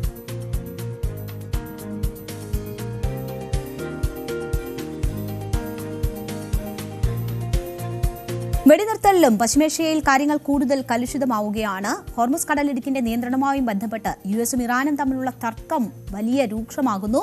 ഇറാനെ ഭൂമുഖത്ത് നിന്ന് തുടച്ചു നീക്കുമെന്ന ഭീഷണിയാണ് അമേരിക്കൻ പ്രസിഡന്റ് ഡൊണാൾഡ് ട്രംപ് നടത്തിയിരിക്കുന്നത്. വെടിനിർത്തലിലും UAE-യിൽ ഇറാൻ നടത്തിയ ഡ്രോൺ മിസൈൽ ആക്രമണങ്ങളിൽ 3 ഇന്ത്യൻ പൗരന്മാർക്ക് പരിക്കേറ്റു. ശക്തമായ ഭാഷയിലാണ് ഇന്ത്യ ഇതിനോട് പ്രതികരിച്ചത്. അപ്പോൾ അതിന്റെ വിശദാംശങ്ങൾ നോക്കിയാൽ, ഹോർമുസ് കടലിടുക്കിന്റെ നിയന്ത്രണവുമായി ബന്ധപ്പെട്ട് US-ഉം ഇറാനും തമ്മിലുള്ള തർക്കം രൂക്ഷമായിരുന്നു. കടലിടുക്കിലൂടെയുള്ള കപ്പൽ ഗതാഗതം പുനഃസ്ഥാപിക്കാൻ ലക്ഷ്യമിട്ട് US പ്രസിഡന്റ് ഡൊണാൾഡ് ട്രംപ് പ്രഖ്യാപിച്ച ഓപ്പറേഷൻ പ്രോജക്ട് ഫ്രീഡം ഇറാനെ പ്രകോപിപ്പിച്ചു. ഇറാന്റെ 6 ചെറു യുദ്ധ ബോട്ടുകൾ തകർത്തതായും 1-ലധികം ക്രൂയിസ് മിസൈലുകളും ഡ്രോണുകളും വെടിവെച്ചിട്ടു എന്നതൊക്കെ അവകാശവാദങ്ങളായി ഉയർത്തിയിരുന്നു. ഹോർമുസ് കടലിടുക്കിൽ പ്രവേശിക്കാൻ ശ്രമിച്ച US യുദ്ധക്കപ്പലിന് നേരെ 2 മിസൈലുകൾ പ്രയോഗിച്ചതായി ഇറാനും അവകാശപ്പെട്ടിരുന്നു. യുദ്ധക്കപ്പലിൽ മിസൈലേറ്റെന്ന വാർത്ത US നിഷേധിച്ചു. അതുപോലെ തന്നെ ഇറാനും അമേരിക്ക യുദ്ധബോട്ടുകൾ തകർത്തെന്ന അവകാശവാദം തള്ളി രംഗത്ത് വന്നിരുന്നു. ഇതൊക്കെയായിരുന്നു സാഹചര്യം. എന്തായാലും US-ഇസ്രായേൽ ഇറാൻ സംഘർഷത്തെ തുടർന്ന് ഹോർമുസ് കടലിടുക്കിൽ പ്രതിസന്ധി രൂക്ഷമാണ് എന്ന കാര്യത്തിൽ സംശയമില്ല. ആഗോള എണ്ണ വിതരണത്തിന്റെ 5-1 കടന്നുപോകുന്ന ഈ പാത തുറക്കുക എന്നതാണ് ട്രംപ് ഭരണകൂടത്തിന്റെ ഇപ്പോഴത്തെ ഏറ്റവും പ്രധാനപ്പെട്ട ലക്ഷ്യം. ഇതിന്റെ ആദ്യഘട്ടം എന്ന നിലയിൽ കടലിടുക്കിലെ ഇറാനിയൻ മൈനുകൾ US നീക്കം ചെയ്തിരുന്നു. തുടർന്ന് 2 US വാണിജ്യ കപ്പലുകൾ സുരക്ഷിതമായി കടത്തിവിട്ടുകൊണ്ട് പാത സജ്ജമാണ് എന്ന് അമേരിക്ക അവകാശവാദം ഉന്നയിച്ചു. അതൊക്കെയായിരുന്നു സാഹചര്യം. അതിന് ചില ഓപ്പറേഷൻസ് ട്രംപിന്റെ ഭാഗത്ത് നിന്ന് തുടങ്ങിയ ഘട്ടത്തിലാണ് ഇപ്പോൾ വലിയ പ്രകോപനം ഇറാൻ നടത്തുന്നത്. വെടിനിർത്തൽ ലംഘിക്കപ്പെട്ടോ എന്ന ഒരു സംശയമാണ് ഉയരുന്നത്. ഏപ്രിൽ 8-ന് പ്രഖ്യാപിച്ച വെടിനിർത്തൽ ലംഘിക്കപ്പെട്ടോ? ഫെബ്രുവരി 28-ന് US-ഇസ്രായേൽ ആക്രമണത്തിന് പിന്നാലെയാണ് ഇറാൻ ഹോർമുസ് കടലിടുക്ക് അടച്ചത്. നിലവിൽ 805ഓളം വാണിജ്യ കപ്പലുകൾ ഗൾഫ് മേഖലയിൽ കുടുങ്ങിക്കിടക്കുകയാണ്. ഇതിൽ ഇന്ധന ടാങ്കറുകളുണ്ട്, കണ്ടെയ്നറുകളും കപ്പലുകളിലും ഒക്കെ ഉൾപ്പെടുന്നുണ്ട്. മേഖലയിൽ കുടുങ്ങിക്കിടക്കുന്ന വാണിജ്യ കപ്പലുകളിൽ ഇന്ത്യക്കാരടക്കം 20,000-ഓളം ജീവനക്കാരുമുണ്ട്. പല കപ്പലുകളിലും കുടിവെള്ളവും ഭക്ഷ്യവസ്തുക്കളും കുറവാണ്. ഇവിടെ കേവലം ഒരു എസ്കോർട്ട് ദൗത്യത്തിനപ്പുറം ഇലക്ട്രോണിക് യുദ്ധമുറകൾ കൂടി ഉൾപ്പെടുത്തിയുള്ള വിപുലമായ പ്രതിരോധമാണ് അമേരിക്ക നിലവിൽ നടപ്പിലാക്കിക്കൊണ്ടിരിക്കുന്നത്. ഇതാണ് ഇപ്പോൾ ഇറാനെ പ്രകോപിപ്പിച്ചത്. ഇപ്പോൾ അതിന് മറുപടി എന്ന നിലയിൽ UAE-യിലേക്ക് ആക്രമണം നടത്തിയിരിക്കുകയാണ് ഇറാൻ. സാധാരണ ജനങ്ങൾ താമസിക്കുന്ന സ്ഥലങ്ങളെ ലക്ഷ്യമിട്ടായിരുന്നു ഇറാൻ ഡ്രോൺ മിസൈൽ ആക്രമണങ്ങൾ നടത്തിയത്. ഈ ആക്രമണത്തിൽ 3 ഇന്ത്യൻ പൗരന്മാർക്ക് പരിക്കേറ്റു. യാതൊരു പ്രകോപനവും ഇല്ലാതെ നടത്തിയ ഈ ആക്രമണങ്ങളെ UAE കടുത്ത ഭാഷയിലാണ് അപലപിച്ചത്. രാജ്യത്തിന്റെ പരമാധികാരത്തിന് നേരെയുള്ള ഒരു ഭീഷണിയും ഒരു സാഹചര്യത്തിലും വെച്ചുപൊറുപ്പിക്കില്ലെന്ന് UAE വ്യക്തമാക്കി. UAE-യുടെ സുരക്ഷയ്ക്കും സ്ഥിരതയ്ക്കും നേരെയുള്ള നേരിട്ടുള്ള ഭീഷണിയാണിതെന്നും രാജ്യാന്തര നിയമങ്ങളുടെയും UN ചാർട്ടറിന്റെയും ലംഘനമാണെന്നും വിദേശകാര്യ മന്ത്രാലയം ചൂണ്ടിക്കാട്ടി. അയൽ രാജ്യങ്ങളോട് ആക്രമണോത്സുകമായ നിലപാട് സ്വീകരിക്കുന്ന ഒരു ഭരണകൂടത്തിന്റെ ധാർമ്മിക പാപ്പരത്വമാണ് പൗരന്മാരെ ലക്ഷ്യമിടുന്നതിലൂടെ വ്യക്തമാകുന്നതെന്ന് UAE പ്രസിഡന്റിന്റെ നയതന്ത്ര ഉപദേഷ്ടാവ് അൻവർ ഗർഗാഷ് വ്യക്തമാക്കുന്ന സാഹചര്യമൊക്കെ ഉണ്ടായി. ഇതിനെ ശക്തമായി അപലപിച്ച് ഇന്ത്യയും രംഗത്ത് വന്നു. UAE-യിലെ ഫുജൈറ പെട്രോളിയം ഇൻഡസ്ട്രീസ് സോണിന് നേരെ ഇറാൻ നടത്തിയ ആക്രമണത്തെയാണ് ഇന്ത്യ അപലപിച്ചത്. ആക്രമണത്തിൽ 3 ഇന്ത്യൻ പൗരന്മാർക്ക് പരിക്കേറ്റ പശ്ചാത്തലത്തിലാണ് വിദേശകാര്യ മന്ത്രാലയം ശക്തമായ നിലപാട് ഇതിലെടുത്തത്. US-ഇറാൻ സംഘർഷം രൂക്ഷമാകുന്നതിനിടെയുണ്ടായി നീക്കം അംഗീകരിക്കാനാവില്ല എന്നും ആക്രമണം അവസാനിപ്പിക്കണമെന്നതുമാണ് ഇന്ത്യ ആവശ്യപ്പെട്ടിരിക്കുന്നത്. ഇത്തരം ശത്രുതാപരമായ നീക്കങ്ങളും സിവിലിയൻ അടിസ്ഥാന സൗകര്യങ്ങൾക്കും നിരപരാധികൾക്കും നേരെയുള്ള ആക്രമണങ്ങളും ഉടൻ അവസാനിപ്പിക്കണമെന്ന് ഇന്ത്യ ആവശ്യപ്പെട്ടു. വിദേശകാര്യ മന്ത്രാലയ വക്താവ് രൺധീർ ജയ്സ്വാൾ എക്സിലൂടെയാണ് ഇക്കാര്യം ആവശ്യപ്പെട്ടത്. എന്തായാലും പശ്ചിമേഷ്യയിൽ സമാധാനം പുനഃസ്ഥാപിക്കുന്നതിനായി ചർച്ചകളിലൂടെയും നയതന്ത്രങ്ങളിലൂടെയും പ്രശ്നപരിഹാരം ഉണ്ടാകണമെന്ന ഒരു നിലപാടിലാണ് ഇന്ത്യ ഉറച്ചു നിൽക്കുന്നത്. അത് ഇന്ത്യ ആവർത്തിച്ച് വ്യക്തമാക്കുകയും ചെയ്യുന്നു. ആ ഘട്ടത്തിലാണ് എന്തായാലും ഭീഷണിയുമായി ട്രംപ് കൂടി എത്തുന്നത്. അന്താരാഷ്ട്ര കപ്പൽപാതകളിൽ അമേരിക്കൻ കപ്പലുകളെ ഇറാൻ ലക്ഷ്യമിടുകയാണെങ്കിൽ രഹസ്യാന്വേഷണ റിപ്പോർട്ടുകൾക്ക് പിന്നാലെയാണ് ഇപ്പോൾ ട്രംപിന്റെ ഈ ഭീഷണി വരുന്നത്. അമേരിക്കൻ നാവികസേനയുടെ കപ്പലുകൾക്കോ ചരക്ക് കപ്പലുകൾക്കോ നേരെ ഇറാൻ എന്തെങ്കിലും തരത്തിലുള്ള പ്രകോപനം സൃഷ്ടിച്ചാൽ അതിന് വലിയ വില നൽകേണ്ടി വരുമെന്നാണ് ട്രംപിന്റെ ഭീഷണി. ഇറാനിയൻ സായുധ ബോട്ടുകൾ അമേരിക്കൻ കപ്പലുകളെ പിന്തുടരുന്നതായും അവയെ തടസ്സപ്പെടുത്താൻ ശ്രമിക്കുന്നതായും പെന്റഗൺ റിപ്പോർട്ട് ചെയ്തതിന് പിന്നാലെയാണ് ഇപ്പോൾ ട്രംപ് സോഷ്യൽ മീഡിയയിലൂടെയും വാർത്താസമ്മേളനത്തിലൂടെയും നിലപാട് വ്യക്തമാക്കിയിരിക്കുന്നത്. അപ്പോൾ കടലിൽ അമേരിക്കൻ കപ്പലുകളെ ശല്യം ചെയ്യുന്ന ഏതൊരു ഇറാനിയൻ ബോട്ടുകളെയും വെടിവെച്ച് വീഴ്ത്താൻ താൻ നാവികസേനയ്ക്ക് നിർദ്ദേശം നൽകിയിട്ടുണ്ടെന്ന് ട്രംപ് പറയുന്നുണ്ട്. അപ്പോൾ പശ്ചിമേഷ്യയിൽ സാഹചര്യങ്ങളെല്ലാം കൈവിട്ടു പോകുന്നു എന്നതാണ് മനസ്സിലാകുന്നത്. പ്രശ്നം സമാധാനത്തിലൂടെ അല്ലെങ്കിൽ ചർച്ചകളിലൂടെ അവസാനിപ്പിക്കാനുള്ള സാധ്യത ഇല്ലാതാകുമോ എന്ന ഒരു ഭയപ്പാടിലാണ് ഇപ്പോൾ എത്തി നിൽക്കുന്നത്. ട്രംപ് ഒരു ഭാഗത്ത് വലിയ ഭീഷണി തുടരുന്നു, അപ്പോൾ ഒരു ഭാഗത്ത് ഇറാന്റെ പ്രകോപനങ്ങളും തുടരുകയാണ്. അതാണ് വെടിനിർത്തലിലും ഇപ്പോൾ കാണുന്ന കാഴ്ചകൾ. എന്തായാലും നമ്മളുടെ സമയം ഇന്ന് ഇവിടെ അവസാനിക്കുകയാണ്. നേരം വൈകുന്നേരം പൂർണ്ണമാകുന്നു. ഇടവേളയ്ക്ക് ശേഷം ഇലക്ഷൻ ചാനൽ കാണാം. നമസ്കാരം.